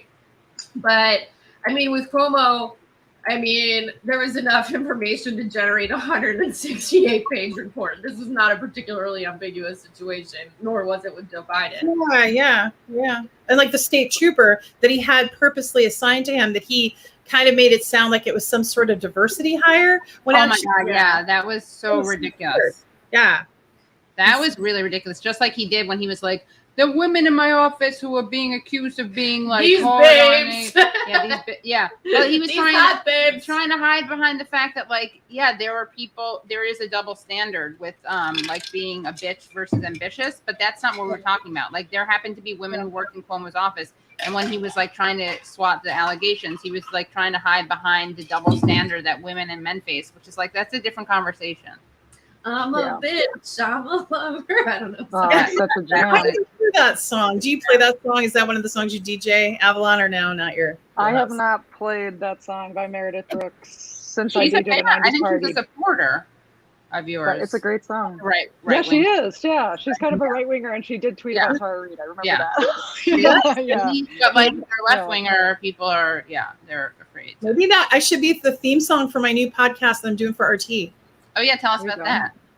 It's called and then we'll go back to more time today. Yeah. The Politics of Survival with Tara Reade, and RT's producing. And I think Avalon's going to help me with the artwork, right, Avalon? Oh, Yeah. never mind. RT. Yeah. And can you tell people about the New York Times story? Which one? The one what you're trying to get them. The original. Where they printed my social security number. Actually, I meant the education one, where you tried to get them to take down their. Oh yeah, well, and actually, Ryan Grimm called them out and said they should retract it. They haven't responded to that, other than to say they're not going to. And then, as far as the social security number goes, they responded saying, "I didn't seem that upset." Yeah, So they really did. It's so that's messed up. really answered. So we're actually filing. We're in the process of that. Will be a lawsuit pretty soon with New York Times. So I don't think they're going to be letting me have an op-ed on there, Katie. Well, also they said this whole thing about your education, right? Like, she harbored a dark secret. I think was the. And by the way, Brad, I'm going to just tell Brad, comments should be made in the chat, not in the private chat, because then they're great comments that I don't get to share. So make them and then highlight them. Yes, you wanted them the New York Times basically, I mean, we know this, but the media, the way that they went about litigating your case, Tara, is they basically did a couple things. One is they spoke to a bunch of your landlords. Yeah. Like that was so disgusting. They pretended that there was just random, like talking to people in Tara's life. They were all landlords of yours. Can you imagine someone openly doing a piece that was like a roundup of conversations we had with someone's landlord? I mean, you're not supposed to really have a good relationship. It's like I didn't have a criminal record. I didn't have mental health record. There was nothing to grasp onto. They were looking for something, and the Russian agent thing was falling apart because Vlad would put a really good cover for me. So that fell apart. So all they had really was just really angry landlords. And I'm sorry to the angry landlords, but has nothing to do with what happened in 1993 when I was in my 20s and Joe Biden sexually assaulted me. But yeah, CNN really raised that up, as well as New York Times. They really focused on that. So I think, Katie, the tactic that was used both on Lindsay and on me was to make people not care about us, right? To make us seem, well, besides the class shaming, just like, so they're such a shitty person, who cares if they were assaulted? It's kind of, they're setting a tone. So they set the tone up, and then I got deluged with, attacks. Would you say that? And I have to say, like, obviously, when you, like, I remember when you came forward with your story, like, I mean, liberals, and I'm talking, from like, media people to regular schmoes on Twitter, were, just saying horrible things. And, you know, when Lindsay Boylan came forward, I mean, it was even a lot of the same thing, you know, and I mean, it was like I don't know. I mean, she had a lot of evidence. It had happened super recently. I think there was not a lot of denying it, but you know, we still saw a lot of centrists being like, no, you know. Well, even her own coworkers, like they were trying to support Cuomo and came out against, and you know, that's horrible. I mean, and she had similar betrayals that I did in that way, and I can feel for her. But it was recent, like you said, Kate. So there's that thing where it's not like it's that far away. You know, it's very recent. And yeah, but Avalon, you saw, because I got to the point where I couldn't look at the attacks, and Avalon kind of would help me through that. So she can talk more about some of that. People are just very gross. I mean, it's like, you know, I don't want to say that everyone's really gross, but I think it's just a thing where, I mean, you know, people are. It would be great if we lived in a world where people actually cared about sexual harassment and assault, like, you know, beyond, you know, partisan hackery. I mean, I think perhaps the only time we see that is, you know, maybe Tucker Carlson supports the right of men to sexually harass regardless of their party. You know, yeah. And what has been the most frustrating thing for you, Avalon, or the most kind of like teachable moment from all this? Well, I just want to say real quick on the topic of landlords that actually the first time I spoke on the phone to Tara Reade, which was, you know, like April or May of 2020, it was early on in the whole shebang. The first time I talked to her, I was like, who hasn't lied to a landlord at some point? Like, who hasn't had a cat that they didn't tell, or like a roommate that wasn't on the lease, or smoked where they weren't supposed to smoke? Oh my God, you know what I mean? I mean, like, I was like, you're not going to find a person in the world who hasn't lied to a landlord. And Tara laughed on the phone, and I was like, I think I'm going to get along with this lady. Like, and then we do get along. We've become friends over time. But yeah, I mean, it is disgusting, the things that people say. And one thing that's really been grinding my gears lately is people love to return to the fact that Tara was represented by Doug Wigdor, and then he stopped representing her. And people recently have been saying this again. They've been saying, you know, that her lawyer stopped representing her because she wasn't credible. And I think that's so funny that people have this idea that that's what makes lawyers represent or not represent a case. Is like whether or not the person's credible. Because lawyers represented Harvey Weinstein, who went to jail. And, you know, lawyers represent horrible, bad people who do horrible, bad things and lie and do horrible things all the time. And it's just so funny that people are like, well, you know, she couldn't get a lawyer because she's not credible. It's like, do you know how expensive lawyers are? Because really the barrier to justice is about money more than it's about credibility, if we're being honest. If you had endless money, you could hire lawyers to sue everyone you want. I mean, OJ had an incredible team of lawyers. Yeah, you know? the Dirt. Literally came out and wrote a book called If I Did It, describing how you know. Yeah. I just think that thinking is just so ridiculous. And you know what? When Kate was talking earlier about how you know, what justice looks like and how that can look different ways. I mean, that's the thing, is so many people were like, oh, but you know, like Biden, this and that. And people say about Louis C.K., they say about everybody. They're like, well, when is enough punishment? And it's like, you know, we're not saying, like, even with people said this to me about the petition early on. I was like, I'm not saying that Biden, you know, I'm not saying he should be jailed for life. I mean, maybe he should for other reasons, but you know, it's like, I just don't think he should be president. Like, we shouldn't allow him to be president because he's inappropriately touched a bunch of women, and he also sexually assaulted Tara Reade, and he may have sexually assaulted other women, you know, and because why would they come forward after the way Tara's been treated? I mean, she was treated horribly, and it was immediate. And to that note, you know, I've talked to a couple of survivors who have not come forward, and they may never come forward because of what happened to me.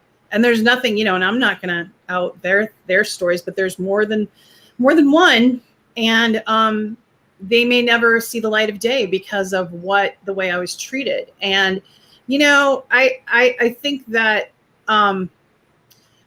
the thing with Cuomo is he was convenient. They wanted to throw him under that New York bus. They were done with him.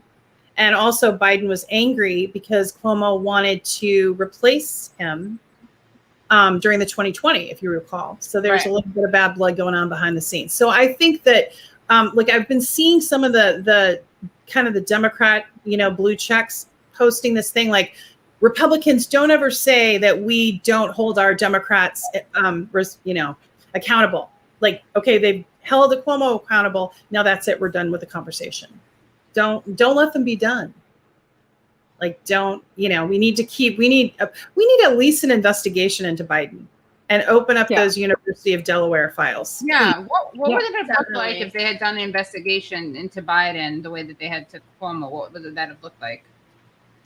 Yeah, that would have looked like probably people would have felt safer to come forward. So there probably would have been more going on there. They might have found paperwork. I think the Secret Service, for them to bring that up in the White House briefing, because that becomes historical record, there must be some sort of paper trail or cooperation with that. Something more that we don't know. But how will we ever know if there's not an investigation and they don't open his files? And they also said it was in the nation's public interest to not open the files. What does that mean?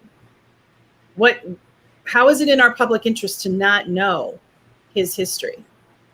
Yeah. I don't know. So, you tell me. I mean, I think there's, the foreign policy issues, so. Right. And speaking of which, I want to talk some foreign policy stuff with you, Tara. I don't know if you want to stay. Avalon, you're welcome to stay, but I also know that you're very busy tonight, and I appreciate your stopping by. You can stay, but of course, yeah.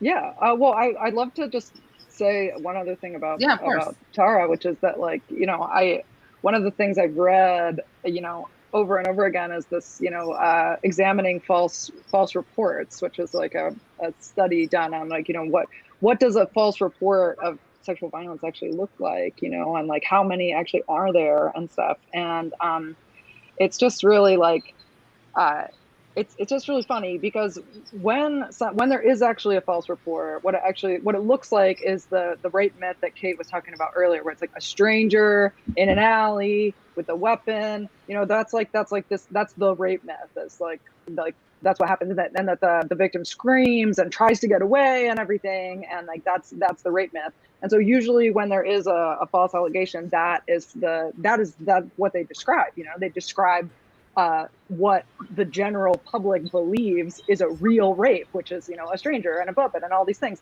So that's another thing I think is funny about the Tara trolls and the people who really come out on Twitter and attack her, and just any mention of her name, whether they're blocked or not, just saying this stuff over and over again that they've been saying for a year. And some of those accounts, when we were reporting them, and it took Twitter dragged their feet, just in the last couple months, Twitter banned some of those accounts that we had been reporting for 6 to 9 months, and being like, from behind a block, this account is replying to all of Tara's tweets and calling her a liar and saying all this stuff, But it's like, it reminded me of, Katie, when you said that, like, Tara, she was the worst foreign asset. It's like, if she was lying, wouldn't she have picked a cleaner lie?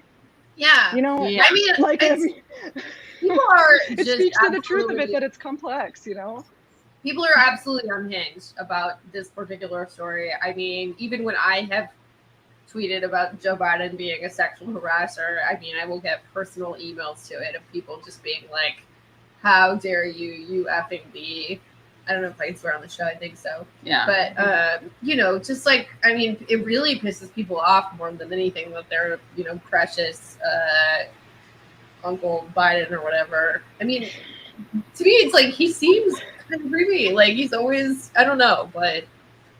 He was never that popular. I mean, for those that, you all wouldn't remember because, your age group, but I remember when they called him a gadfly. He was not serious. He was never really that popular. So he's become popular because he hired Anita Dunn and paid her $2.2 million. And that makes you popular. If you have someone with the right PR team and you join CAA, that's his agent. He has an agent. It's so crazy that the president has an agent. Yeah. I know that they all do, but it's just like, I'm just out here trying to make it in the entertainment industry. I cannot compete with Joe Biden, I know, but there you have it. But you're going to be on Netflix now, right? Oh, So I know exactly who that person is talking about. Yeah, She's already on Netflix. I'm already on Netflix. Okay, then you have something else coming up. You're already on Netflix. I have a set coming out pretty soon with Comedy Central. That's exciting. That's so cool. I have to go to the bathroom. I'll be right back. Okay. Actually, let me move her. You guys, we were talking about how we're talking about DJing, we're talking about art, we're talking about subscribing. I have a friend who is a fan of the show, and Avalon, I didn't mean to kick you out. I meant to kick out. Hey. All good. Didn't mean to bring that in. All right. I have a friend who's a fan of the show. Who made a little video about when I reached, because I did reach 50K subscribers. So let me. You guys want to see the video? Absolutely. Yeah. That's cool. She's a youngin. Aw.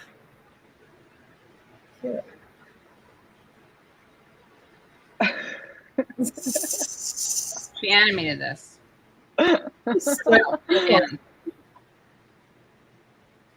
Oh, I love it. Oh, that's amazing. That is so awesome. Did you make it to 50,000? Wait, hold on. She ready for this?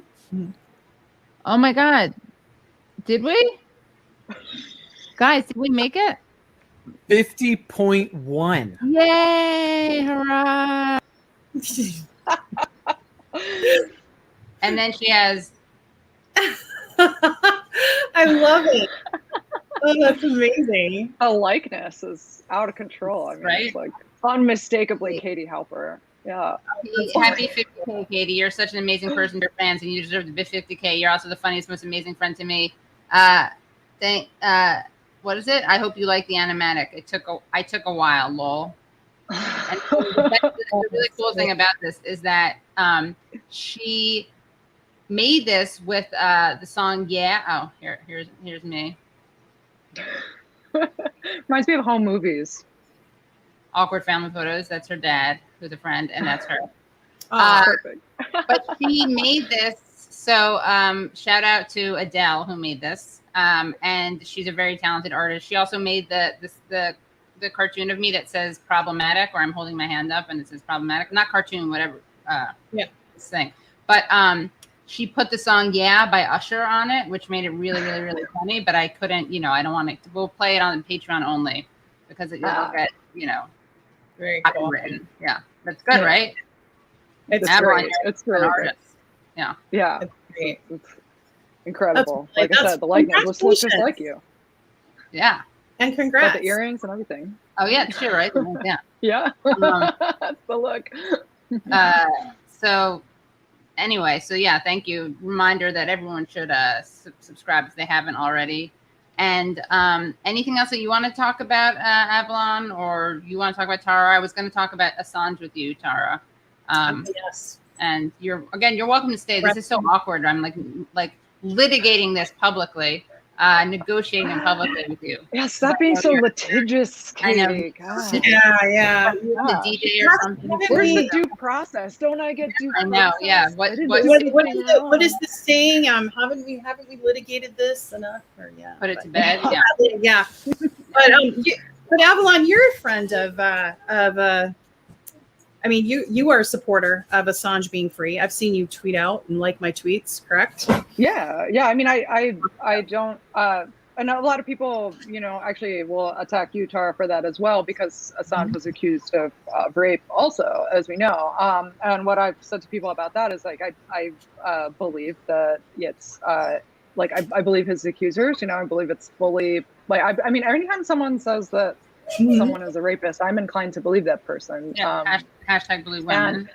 And I don't think that but I think that if Assange, I don't think he should be charged for whistleblowing. I think that's they're separate to me. I don't think we should attack journalists. So yeah, I don't think that that's hypocritical of you to support Assange in light of those allegations. That's my stance. But yeah. But I think both of you know a lot more about it than I do. Well, I mean, I don't know. I mean, I'm not an expert by any means, but Katie, what you saw the ruling that happened yesterday, right? From the High Court. I mean, it's really disgusting, right? Because basically what they're saying is that, and if you need to go, Tara, too, because I know. No, that's okay. No, that's okay. Little guy. Kate, are you back in? I'm back in. I don't see. Yeah. No, Wait. I just had some helpers with. I think that's child labor, Tara. Yeah. That's okay. So anyway, so with the Assange thing, what I was going to say about the High Court was that they came out yesterday with a ruling where the U.S. Had appealed to extradite Assange, right? And then they were only granted 3, ways they could do that. They were granted now all 5, and one of them was really problematic in my eyes, and that was the expert witness who is a psychiatrist who said he was not fit. Something bad might happen to him if he was extradited. Basically, the prosecutor accused the expert witness of not being clear that his partner's name was Stella, and called her just his partner at the time, because at the time she wasn't as publicly known and he was trying to protect her identity. And so that technicality, actually, the judge ruled on and allowed all 5 reasons for Julian Assange to be extradited. And I just thought it was really just so awful that it's going forward. And in my eyes, of course, because of what happened to me, Biden's bad enough. But then for him to pursue his administration to pursue extraditing it's unbelievable. So. Yeah. And it's also the thing that Trump and Pompeo did, not the thing that Obama did. So all you guys who love Obama, I don't really understand. You're supposed to like him. Rule of law, reasonable constitutional lawyer, rational thinker, not Cheeto Mussolini, whatever you joked about him being on Colbert, on Late Night with Colbert. Yeah. Like, why are you siding with the Cheeto Mussolini who went after Assange, as opposed to Obama, who stopped? He dropped it because of the New York Times problem, which is that if you go after Assange for releasing these things, you're going to have to go after the other people who publish them if there's such national security issues.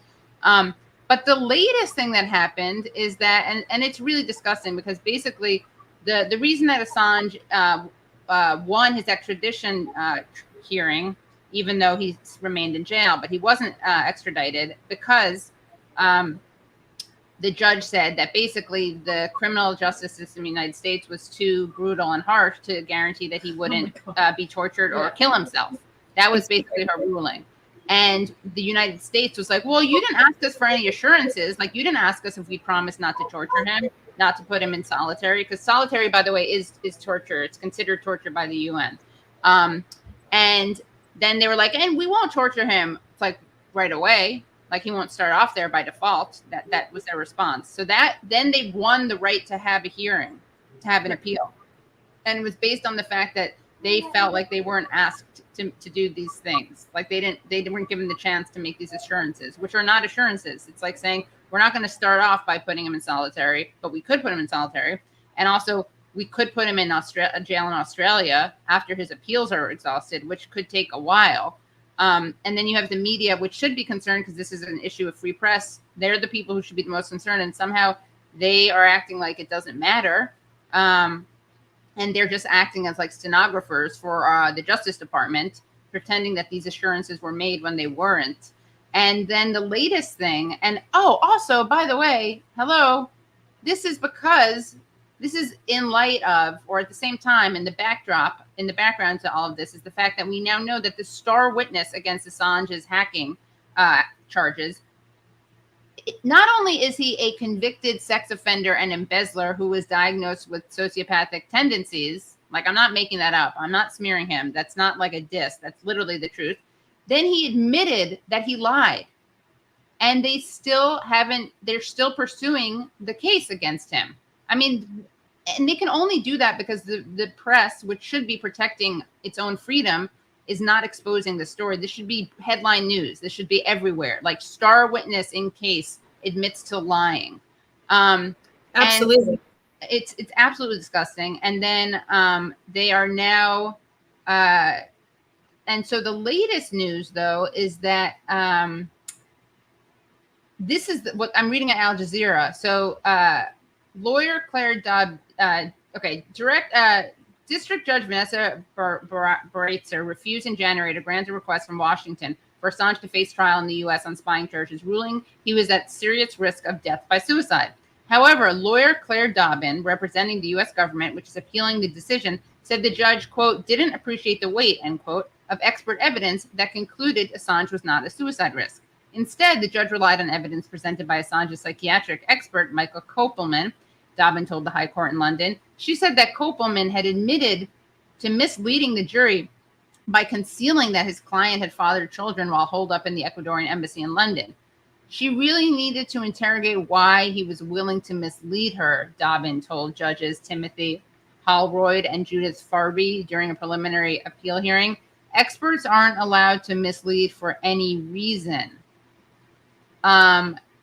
Judge Holroyd said it was unusual for an appellate court to reconsider evidence from an expert witness when it has been accepted by a lower court, but he said it was arguable that the appeal court might make a different assessment given that a key expert had omitted to disclose what he knew about Assange's relationship with his partner Stella Morris. It is my view regrettable that the district judge erred, he said.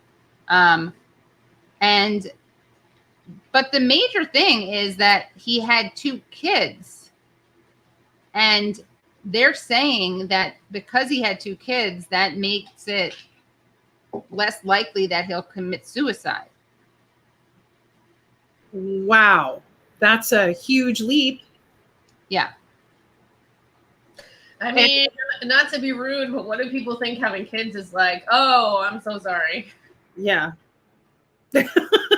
Kate. I love that. Well, I mean, but on a serious note, I mean, that is like, it's like they were tailoring it to do what they wanted to do, which was to give the U.S. full access, to extradite him. And so here we go. So what happens next? I mean, do you all think that maybe the U.S. will try to look like a hero and then at the last minute drop the case and say, oh, after reviewing it, we're not going to do this?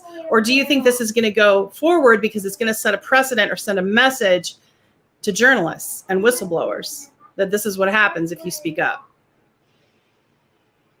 I mean, hasn't the U.S. already sent that message to whistleblowers? Hasn't that been the there's message Manning, reality winner, and Snowden and everything? I mean, we don't have a great track record. Yeah. I mean, there you go, Tara, again with your hopeful. Well, I'm trying to present the other side of it. Like, I don't want to, just think, that this dire thing will happen. I keep hoping there's some way that Julian Assange, he's in Belmarsh, which is like one of the most horrible prisons, high security, and he's in remand. He's not even has a real charge. It's just ridiculous. The precedent that it's setting is got to be scary for journalists, or it should be for all journalists. And I think Glenn Greenwald has talked about it, and he broke the story of our generation with Edward Snowden, of course, and our government surveilling us. But this is just as huge, and it's so sad. Like, we're watching Julian Assange basically, wither away before us. I mean, they're killing him in front of us slowly. Yeah, it's really awful. And he published. Some of these weren't like an investigative journalist where he was actually doing journalism. Some of it was he was acting as a publisher. So this will also mean for publishers something too, correct?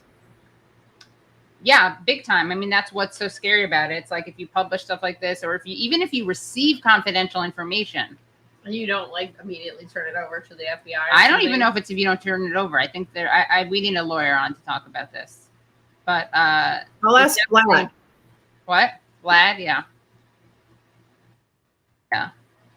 What the hell? It's too soon. Too soon, Avalon, for me to joke about that now. Too soon. We got to feed the trolls. We got to feed the trolls. They got to right? Keep them happy. Yeah. I think it's fine. Just fine. Well, this was great, guys. Kate and I, we can stay on and take some questions and talk about some like stupid stuff. But thank you for joining. And if there's anything else you want to make sure we address, either of you, Tara or Avalon, I know you're both. I think we need to start putting pressure to investigate Biden. I think that needs to be a movement. If you're people watching that are interested, that support me, let's get that hashtag going. Biden too, not just Cuomo. Yeah. So let's see a 170-page report about Biden's transgressions, sexual harassment and inappropriate touching, friendly or assaultive. Let's see. Friendly or assaultive. Friendly or assaultive. Yeah. Friendly or assaultive. Like a fun quiz. Fun drinking game. Which one are you? Yeah. I will say one other thing, because I keep thinking, Katie, you're like, what's the worst thing that people say? It also really drives me up a wall when people say that, Tara did this for the notoriety, or that any survivor does this, for the success or for the money, that Tara's made all this money. Because if that were true, if it was so easy to make money accusing powerful men of sexual violence, wouldn't more people do it? 1 in 3 women worldwide experiences physical and sexual violence in their lifetime. So, and like a lot of those women are probably pretty broke. So like, wouldn't more people be like, yeah, I'm going to falsely accuse someone and make some money because I'm broke? Like, it just doesn't make any sense, because that's just not what happens. Right. Like, it is not target rich people more. Yeah, it is not fun to come forward with sexual violence. Tara said to me as I was organizing with her, she's like, you don't talk about your trauma that much. And it's like, I don't talk about the stuff that happened to me that much. It was really painful just in the small community in which I lived, in which it happened. One of the times that it happened. But yeah, it's just really like, it's not fun to come forward and be in the spotlight in this way. And you don't make money. It's dangerous. I mean, my whole reasoning was to let people know about Biden, but also, I wanted to make it safer for your generation, Avalon and Kate and, Katie. I wanted to make it safer for you all and a different world than 1993 world, and nothing's changed. Yeah. And I keep trying, and I'm trying to be brave. And sometimes I fall apart, and Avalon gets those phone calls, and at times, I'm sure. But I just really hope that, like with the Cuomo and the revelations about Time's Up, that as we move forward, we can have a different discussion, a different way to handle it. And like Kate was saying earlier about the nuanced discussion about it, and just be authentic. And then those people that want to help change will do it. And but you got to start by holding, the president of the United States accountable for his behavior. And there is a pattern. Yeah. I mean, I was, though, when you were saying that, I just felt so discouraged because, I mean, a lot of people try to hold the last president of the United States accountable, and probably saw, unfortunately, that nothing happened to him. I mean, it seems like we're just, I don't know. I don't want to be too cynical and say that every guy who becomes president of the United States is, well, I don't know, but it's just like, I mean, a lot of people who have power like that are, going to, it's not that they're worse than other people, probably. It's just that they have ways to not get in trouble for stuff that other people would be in trouble for, Yeah, they have resources and money and PR firms. They have Time's Up. Yeah. I mean, that organization that was created to be a catch and kill for powerful men. Like, we can't allow that anymore. So we're going to have to so just because you elect a woman doesn't mean, right, that if we elect a woman president, it doesn't mean she's going to be good on this issue. We have to make sure that she's held accountable. And I think that point was made about the lieutenant governor that's coming up to be governor. It's female, it's historical, but how is she on sexual harassment? Like, what's her story? I mean, I definitely think it's going to be really embarrassing when we have like a real prominent lady sexual harasser. We're going to be like, oh, so sorry. First. Yeah. But just, is she going to impeach Cuomo? Is she going to go along with that? Because now he resigned, but he needs to be impeached. There needs to be consequences. I would seriously doubt that the Democratic Party will impeach him after he resigns. I mean, I think I could be wrong, but I would guess that there's almost no chance of that. Isn't it that if he resigns, he can run again, but if he's impeached, he can't? Exactly. Yeah, I mean, but it's just like, I mean, Cuomo is so like, I mean, he's so enmeshed in the New York political machine, and he's not going to stop being, you know what I mean? Like, he's still, whether or not he's the governor, like, he's still an extremely powerful enemy to have. And I truly doubt that people will be seeking to go after him if he's not in office, you know, because at least that's the appearance of justice, you know. Well, at least if we can move Biden left, I think one way to do that would be to talk about an investigation. So maybe one of the squad will, it only takes one member of Congress to ask for an investigation. So maybe one of them who spoke publicly about sexual assault and prevention of it will do that. Yeah. Let's hope. Yeah. Yeah. We would love to see it.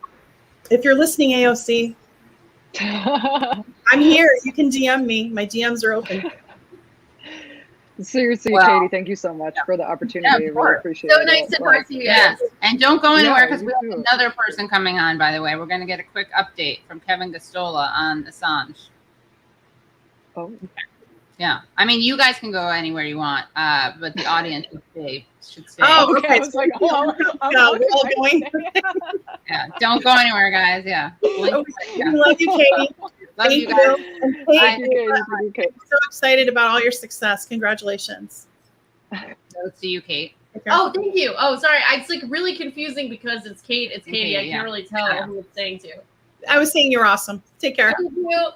So don't go anywhere, guys. We still got a lot to get through. We're going to get an update about Assange from Kevin Gosztola. But also, you know, remember we talked about this last week? Make sure you share this. Oh, actually, it's a Patreon only, but I'll have to unblock it soon. We had Pramila Malik on, who was basically explaining that Cuomo is incredibly corrupt and gotten in a lot of trouble over this power plant. And we're going to have her back on again.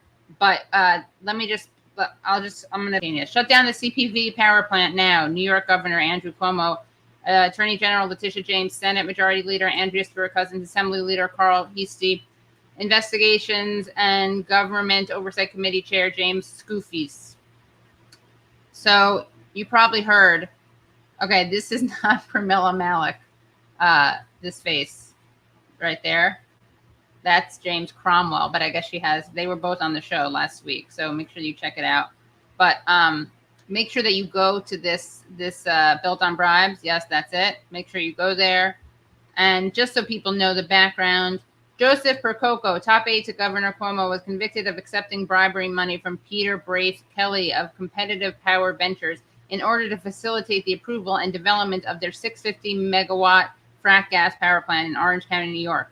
Kelly also recently pled guilty for his role in the bribery scheme. Trial testimony revealed that both Kelly and the company sought to improperly influence state actors and agencies in order to get this power plant approved.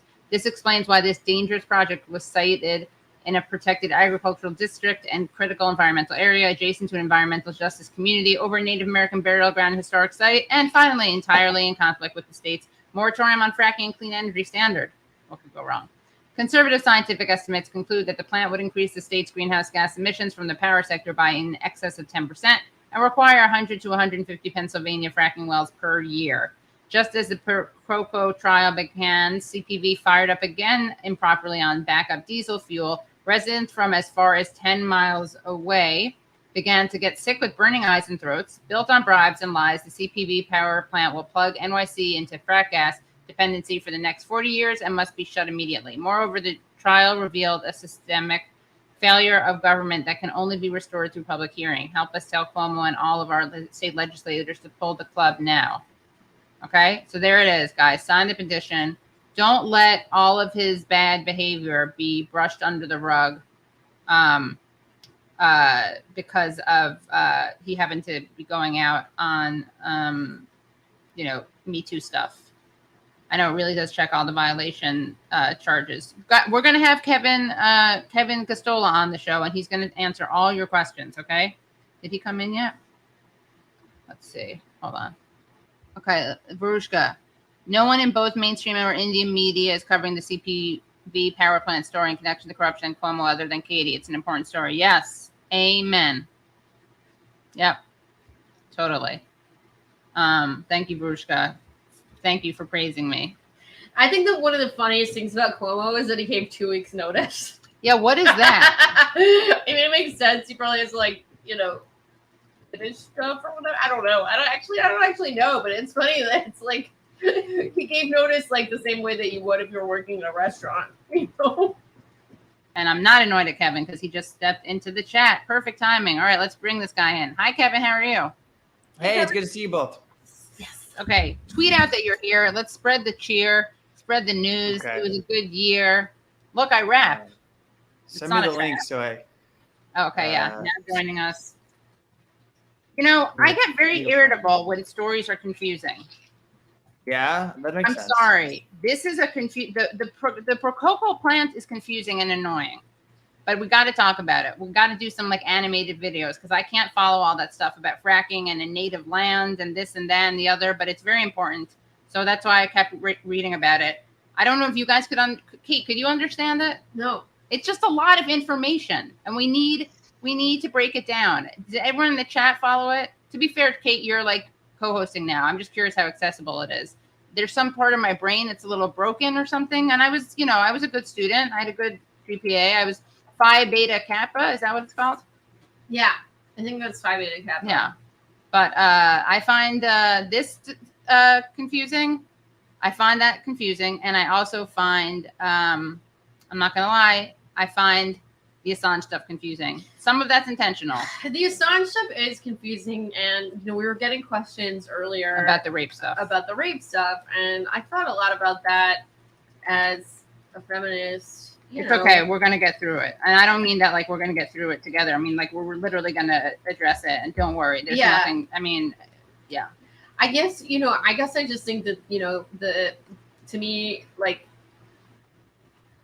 somebody committing one crime doesn't mean that they should be tried for another crime. No, I mean, first of all, there's a whole thing to talk about. If the people who were going after Assange cared about the alleged sexual assault, they would have actually investigated, and they didn't do that. Kevin can tell us a lot more about this. Okay, cool. But let's just say, for argument's sake, let's say there was like literal evidence that he committed this crime.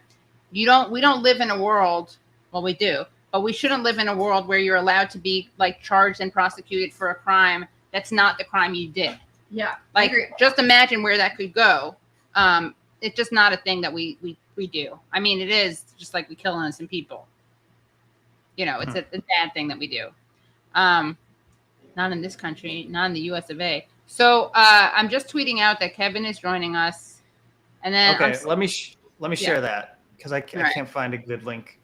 Don't worry, I got it now. Once Kevin, remember you tweeted out the StreamYard once? I did that too. What I don't want to do. I know. You're very conscientious. And thank you. I want to thank Kevin for coming on last minute. I just put it in the... Okay, there. I just put my Twitter status in. So don't worry, guys. I know. Don't feel conflicted. First of all, even again, if it was a case, open and closed, case closed, you'd still be totally justified. You'd be an no sexual assault, no Me Too activist has to feel like there's nothing hypocritical at all about defending Assange. We'll get into it. But again, even if we knew he were guilty of something, we live in a world where you don't get to do that. Yeah, I mean, people really you don't get to do that, and we're going to see why they actually didn't investigate it. But yeah, sorry, people hate that. People hate the idea that like situations can be, that you can still take a principled approach with something that maybe I don't know what the word is, but I think that like the idea that like somebody should not be prosecuted for publishing information if they may have committed sexual assault is very kind of I think sort of fundamentally antagonistic to liberal feminism. Yeah. And we're not even liberal feminists, but we're left feminists. But Kevin, why you want to respond to this? I see. Tell us who Kevin is. Do you think there should be some kind of introduction before? Yeah, Kevin, come on. You're such a friend of show. Kevin is. Let me tell you about Kevin. Kevin is the co-host of Unauthorized Disclosure with Ron Ukalik. You may have heard of that. You may have heard of him. He is the managing editor of Shadowproof. He also curates the Dissenter newsletter. And you can find him on Twitter at, oh God, do I regret Got it this? right here. Right there. You can find him on Twitter right there, KGOSZTOLA. And make sure you go to shadowproof.com. All right. Did I redeem myself? And he's one of the he's one of the handful of reporters in the United States, and I would say like 2 handfuls of reporters around the world who actually follow the Assange case consistently. Yeah. I was up 3:30 a.m., well, 4:30 Eastern in the morning following this stupid hearing yesterday. I really do mean that it's the U.S. government is really wasting our time. But, and obviously they're wasting Julian Assange's time and his entire family's time. I really just think that this is a case that is failing in every way. But again, that doesn't mean that you can't lose. That doesn't mean it's going to lose. People fail upward in our society all the time, and they go on to do things that they shouldn't be doing. So it's possible they're able to overturn the extradition decision, which would put Assange on the losing side for when they go to the Supreme Court. But yeah, I'm here. I can answer and deal with any confusion. I know you have people who are asking questions about Assange. Yeah, so I guess, do you want to get the thing out of the way with the sexual assault? Should we just get that out of the way? Because what happened is we had Tara Reade on before, and a woman named Avalon Clare, I think, brought that up because Tara Reade is a very outspoken defender of Assange, and so just want to get out in front of that.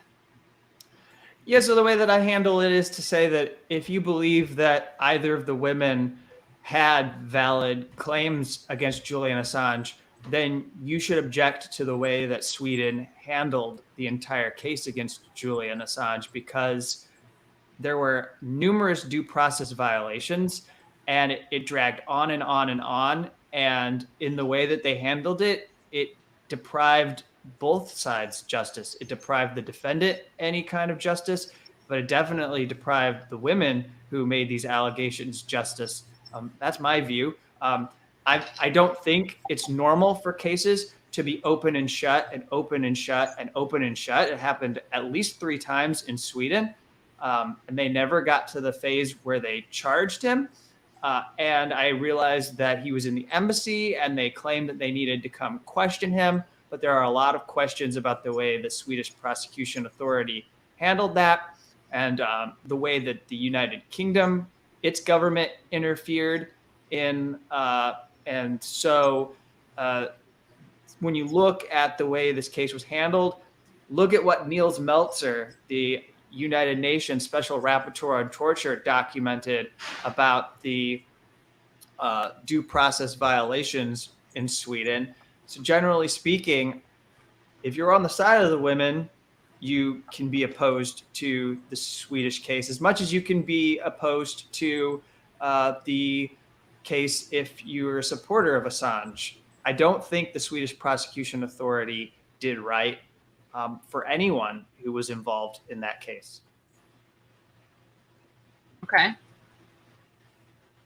Yeah, because they didn't. I'm not here to tell you what happened. I have no idea what happened in the bedroom, but let's just admit that at a certain point, it's pretty obvious to me that geopolitics took over, and dealing with what these women had to say about what did or did not happen with Julian became a peripheral issue. Yeah. Well, okay. Thank you for clearing that up. And let's talk about the actual case against Assange and what the breaking news is right now. So we had an appeal hearing. It was the first one in the U.S. appeal, and it's complicated. So what I'll do is I'll run down the different, there are different grounds for appeal. So what happens for people who are unfamiliar with this is that basically the U.S. government says to the High Court of Justice, that's the appeal court above the district court in the United Kingdom, and they say, we would like to appeal this. And they tell the court they're going to do so on certain grounds.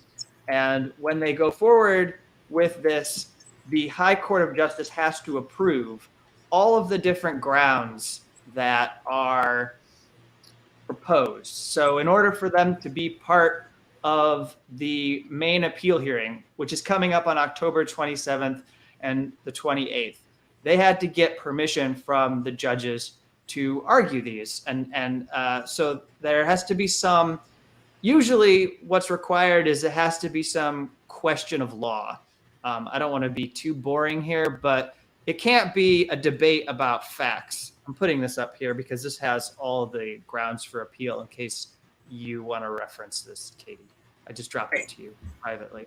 But basically, you go through this, and these were the grounds that they asked. So first they say, I'll parse some of the legalese in here so people can understand English. The first part of this is that the U.S. says that the judge made an error when it came to the Extradition Act. That is basically the U.S. and the United Kingdom have a treaty. So did she apply a test correctly? It's a human rights test to determine that Assange shouldn't be extradited.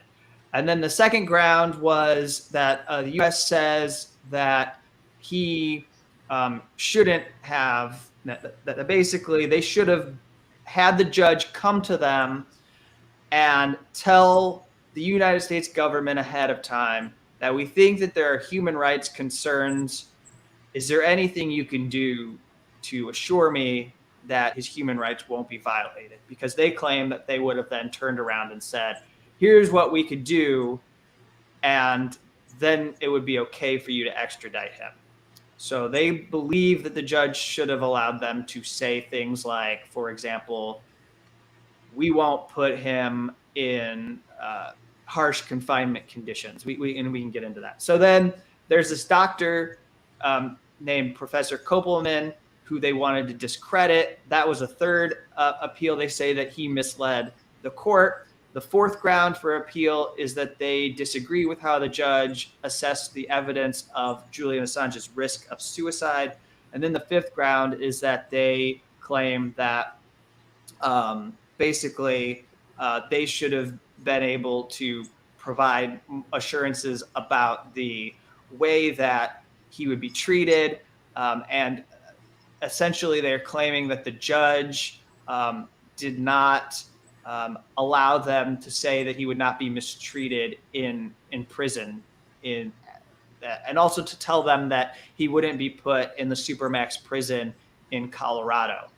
So there are 5 different grounds, and initially the High Court of Justice said that 2 of them were not allowed.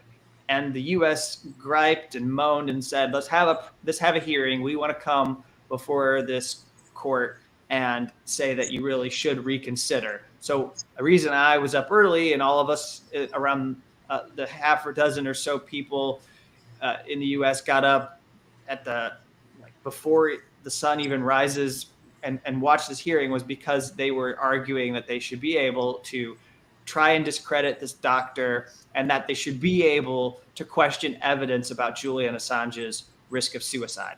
So the hearing yesterday was all about challenging a very well experienced neuropsychiatrist who treated Julian Assange, trashing him. That's what the U.S. government was doing. And then the fourth ground, the second thing that they were on is that they don't think he's at risk of suicide, or they question the evidence that the judge used to make that determination. And the High Court of Justice, to me, it was shocking, went ahead and said, okay, we're going to now allow the U.S. government to argue on both of those points. And the reason why it's shocking to me is that they are basically saying they're going to let the U.S. government call facts into question. So, I thought we just spent 4 years of Donald Trump saying that we shouldn't have alternative facts, and that you should be able to let facts be first. What's the motto that CNN has about facts? They built their advertising around promoting facts. What is it? Well, the most trusted name in news, fast. I know that's one of those things. What's the slogan? They have these dumb commercials that run all the time about. Anyways, now we're going to have the U.S. government go. Oh, the democracy dies in darkness is what the Washington Post. Right? Yeah.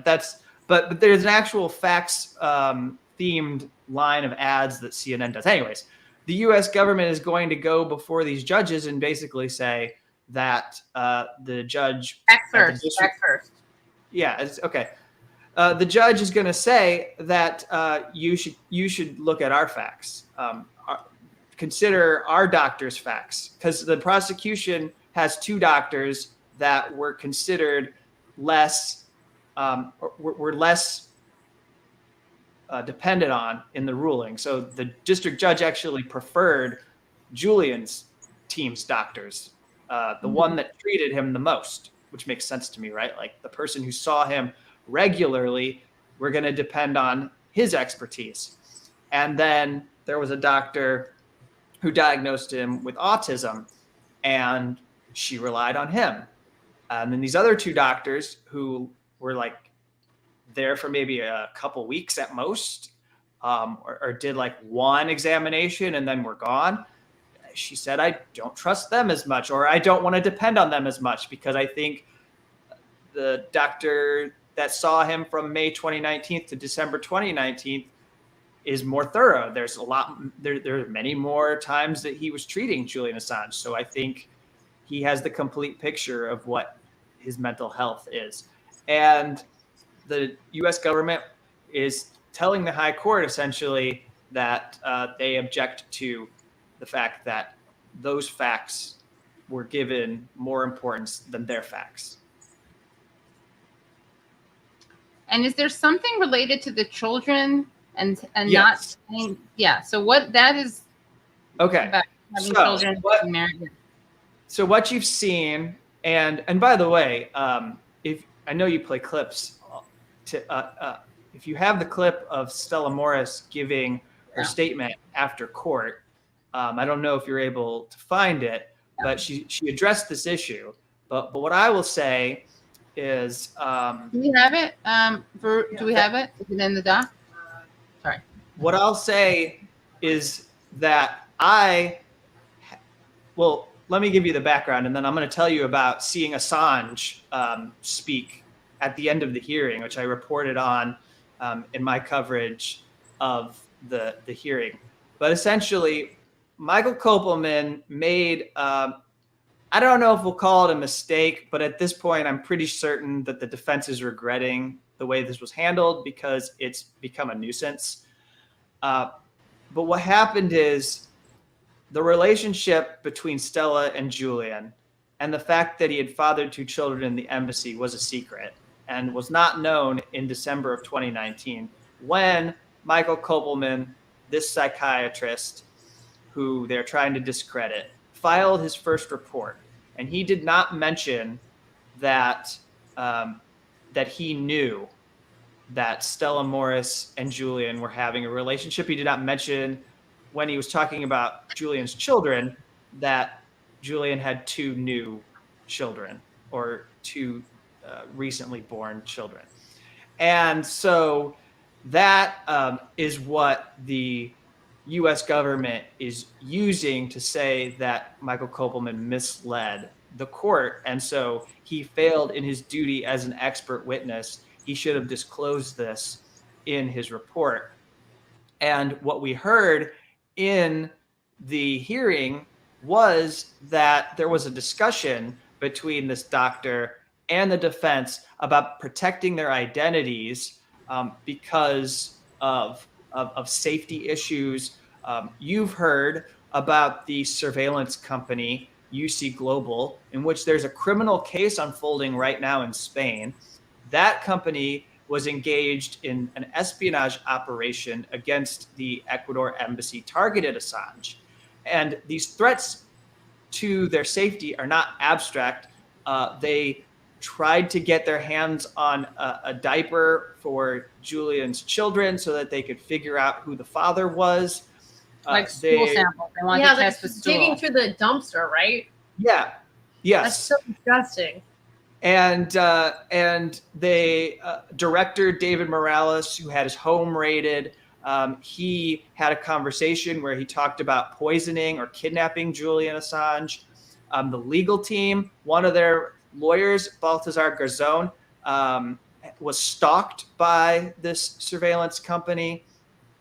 We don't know if it was UC Global, but highly suspected that some men affiliated burglarized his office.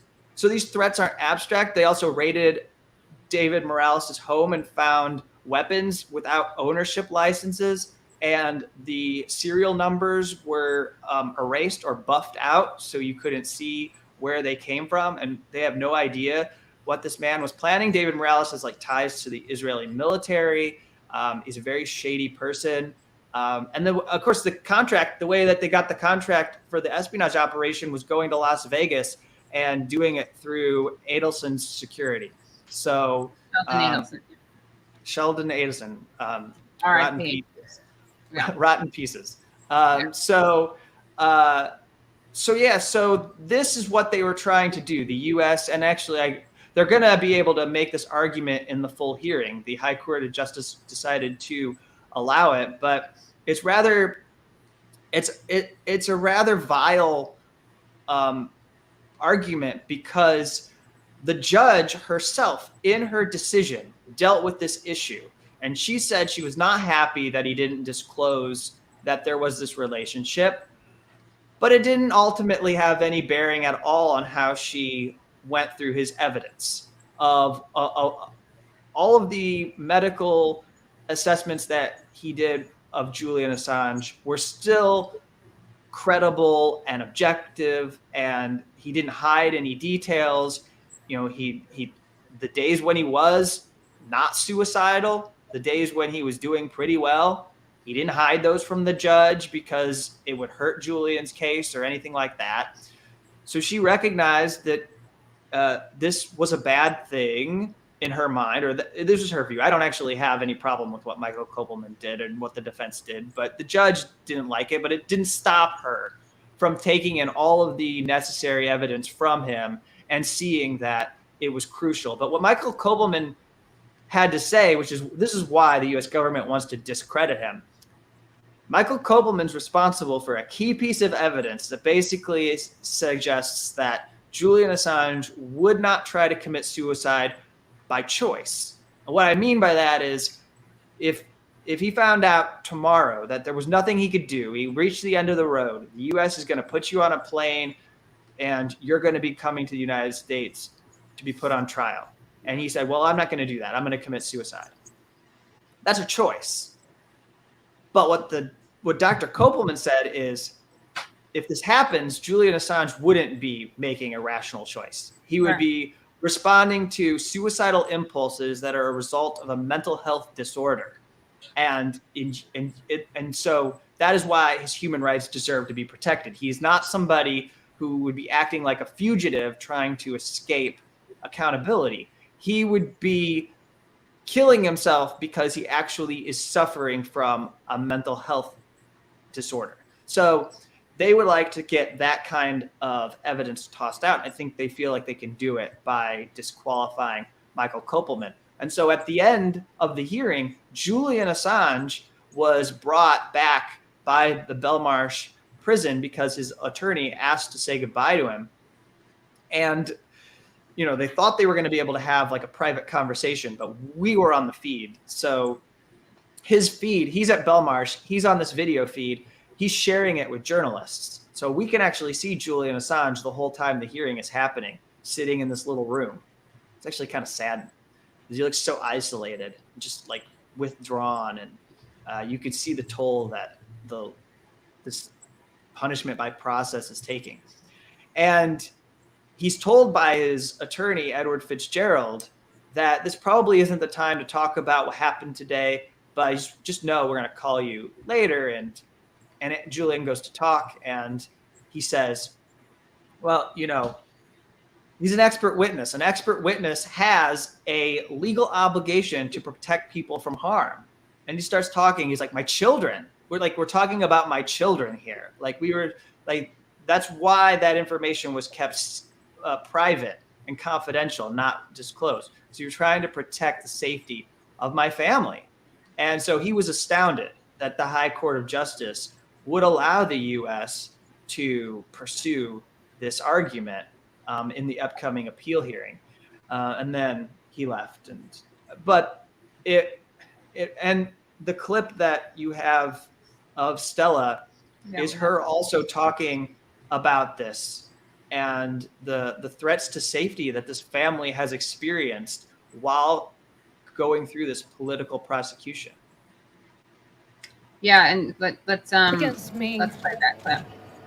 Threats against our children. Death threats against Julian's eldest son, Daniel. Threats on Julian's life. Threats of a 175-year prison sentence.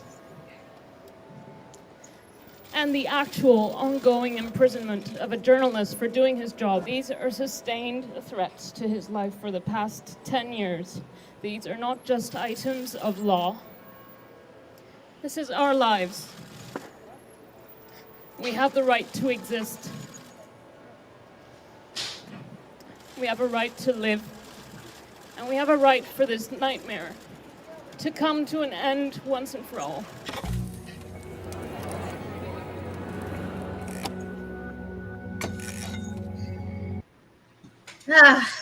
This is, I mean, it's just, it's just an incredibly sad story. And I feel like the fact, I was looking at RT when, you played that clip, and I feel like the thing is that so many people are under the impression that this is some kind of like, I don't know, that it's like on conspiracy level or something, because mainstream media refuses to cover it. And so I think when people talk about it, like, people assume that it's like some kind of prank shit or whatever, but it's not. It's really happening. It's a huge threat to journalism, and very, very, very frustrating how marginalized this story is. And thank you for reporting on it. Yeah, no, I'd agree that there's a lot of people, too many people, who still see this as some kind of like Russian-backed propaganda story, and like people who talk about Julian Assange being under attack probably are doing it to, what is it? So discord. They always accuse people, the useful idiots, right? You know that, Katie, because you. Yeah, or even straight up Russian agents. Yeah, straight up. Yeah, like well, at one point Assange was trending, and there probably were a fair amount of these resistance grifters yesterday who thought that Russia was why the Assange case was trending. But of course, it's because he had an appeal hearing, and so everyone was talking about it, or a lot of people were talking about it. And so right now we wait for this hearing in October, and it's just, it's really sad. It's very sad, because this is the stuff we're talking about, whether someone's at risk of suicide, whether a doctor's evidence should be considered or not, that should have been settled.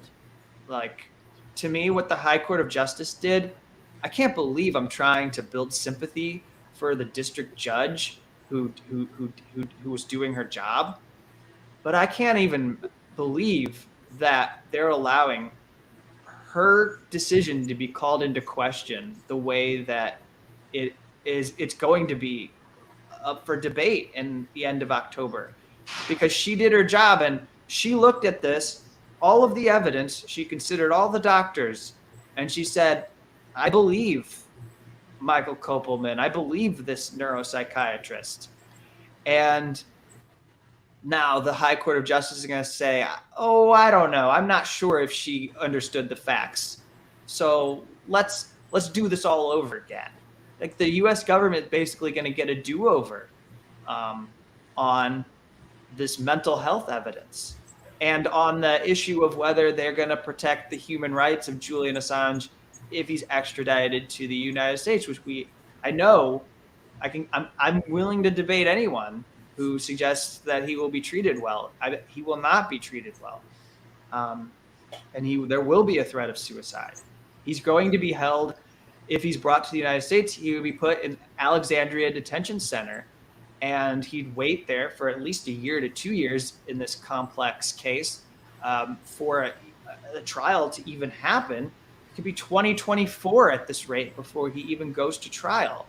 And while he's there, he's going to go through what Chelsea Manning went through, and Chelsea Manning attempted suicide when she was subpoenaed to testify before the grand jury investigating WikiLeaks. And like a few days before she finally got out, and I think she only got out, or a combination of factors, but fortunately she was able to get out with her life, but she attempted suicide. And so this government can't claim to protect people when they're in their custody. And then after she attempted suicide, they put her in solitary after that, right? Well, no. So I'm talking about a different example. I'm talking about when she was subpoenaed for the grand jury in 2019, and she was in jail for a year, almost exactly a year, because she would not testify against Julian Assange. They tried to turn a source against. This is a saga, so many people have forgotten this part. This was an earlier season of the political prosecution against Julian Assange. So what you're talking about is when Chelsea was first arrested and then she was brought over to the United States. She was held at Quantico and faced torture or cruel and inhuman treatment. And eventually that was actually confirmed, and there was a whole hearing on it in her court-martial about how she was abused. And they put her in suicide watch and abused her.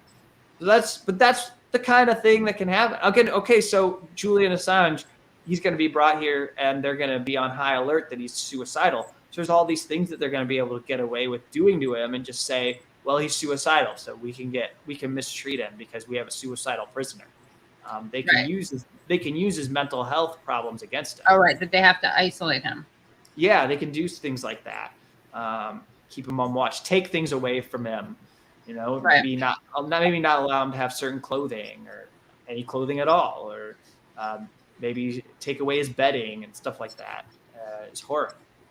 And can you lastly just talk about how the relationship between him and other prisoners at Belmarsh who were able to get him, I believe, changed where he was being held in the jail?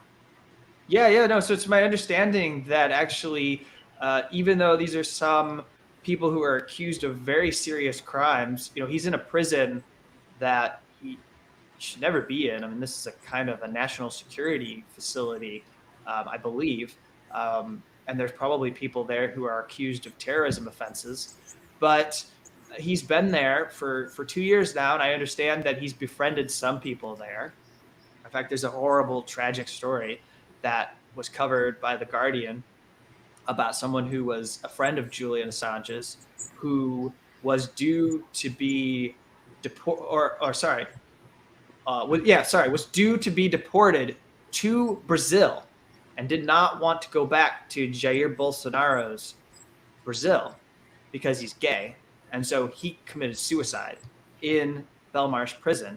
And Julian Assange lost this person who had been a friend.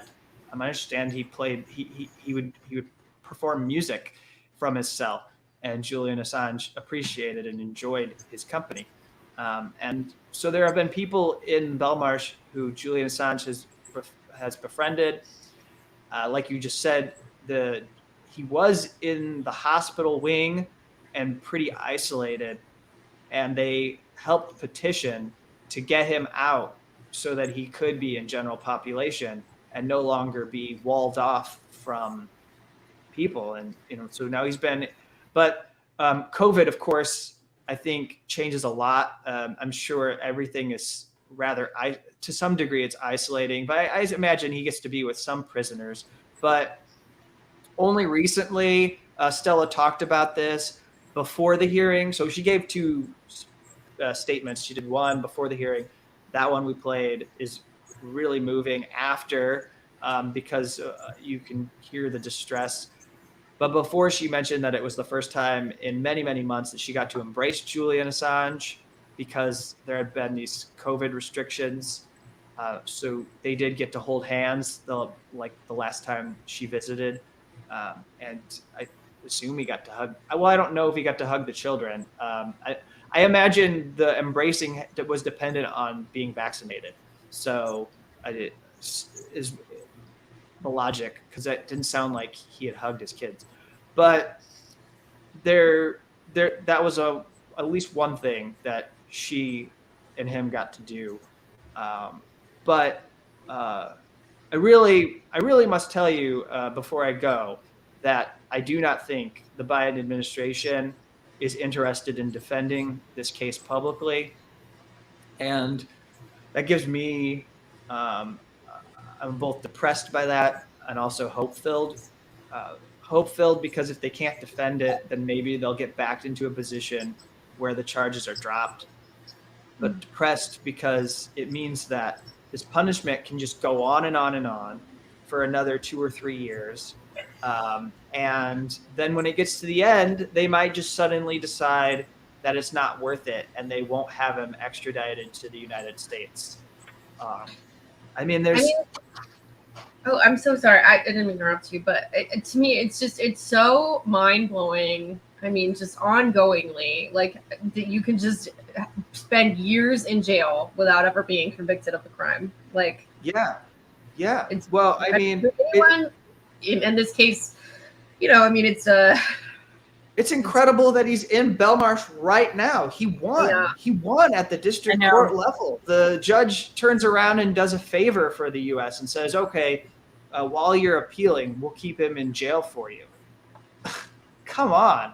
I mean, that's like, what? How does it even count for you to he was able to get a good decision and he's still getting punished. So I mean it that I don't think they're willing to defend this case. Nobody will talk about it. I don't think the Biden administration has much interest in this case other than allowing it to continue with the bare minimum of resources, and they won't talk to the press about it. Charlie Savage of the New York Times asks them for a statement, and they just send them a sheet with these grounds of appeal, and that's it. They won't tell the government won't tell Charlie Savage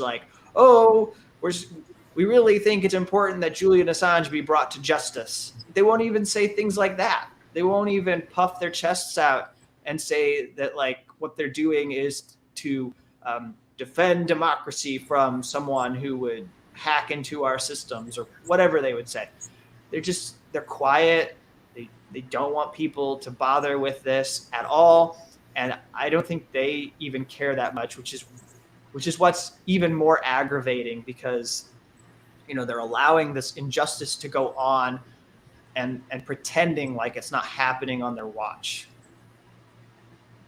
Right. So what can we do, given that it sounds like they are willing to, they're pressurable, right? Or they're.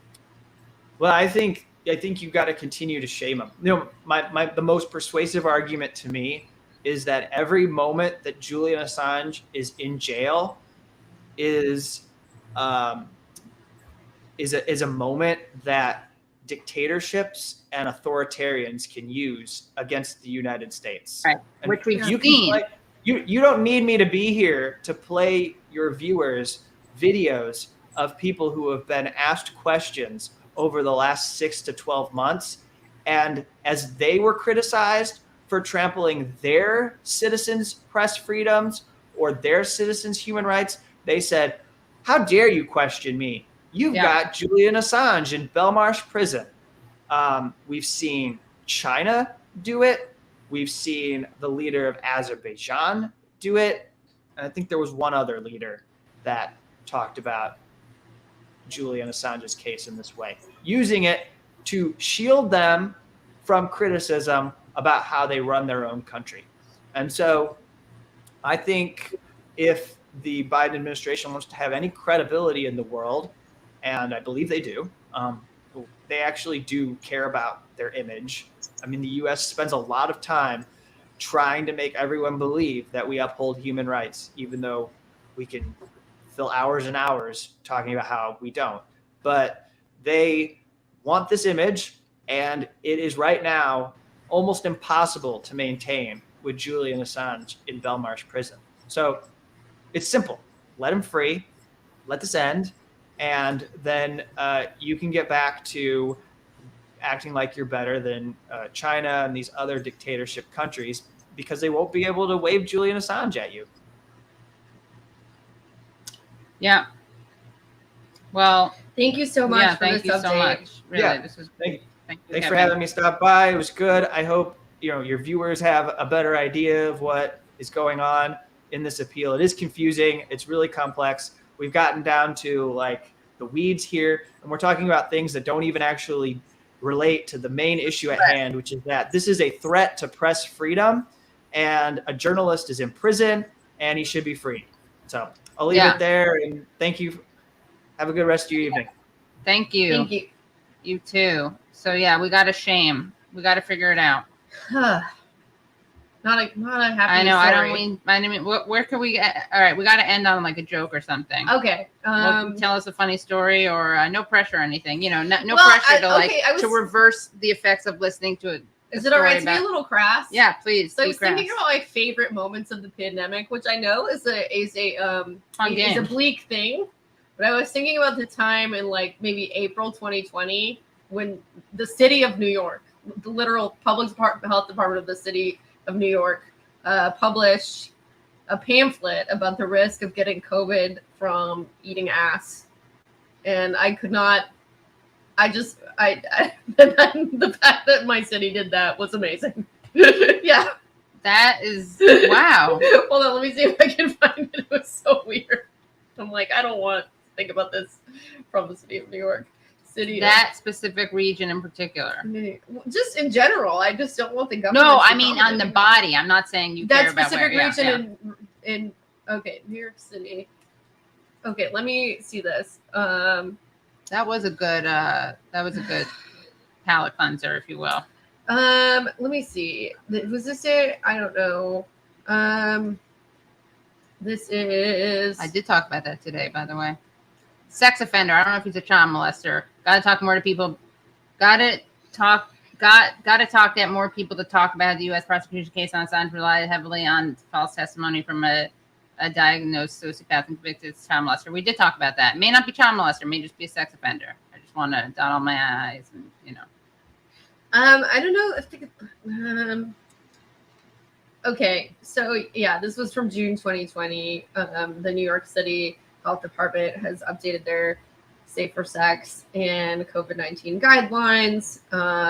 Some things haven't really changed, like their advice about rimming. Oh, I guess this was before. So at some point they published a statement that rimming. They didn't use that word. They did.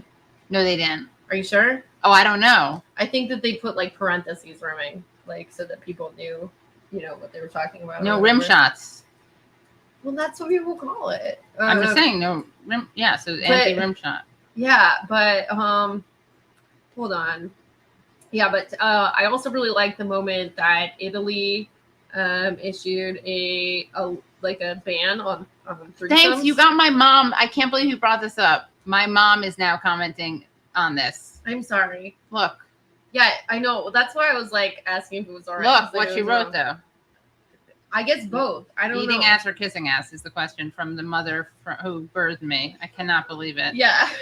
But also, the country of Italy bans threesomes.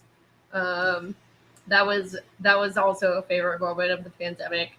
Another favorite moment of the pandemic, also sex related, was I was reading about the sex party that got shut down in Queens at a sex club, and that alone in and of itself is not funny, but the article was funny because it was like many participants were not social distancing. Many participants in the orgy were not social distancing. Yeah, exactly.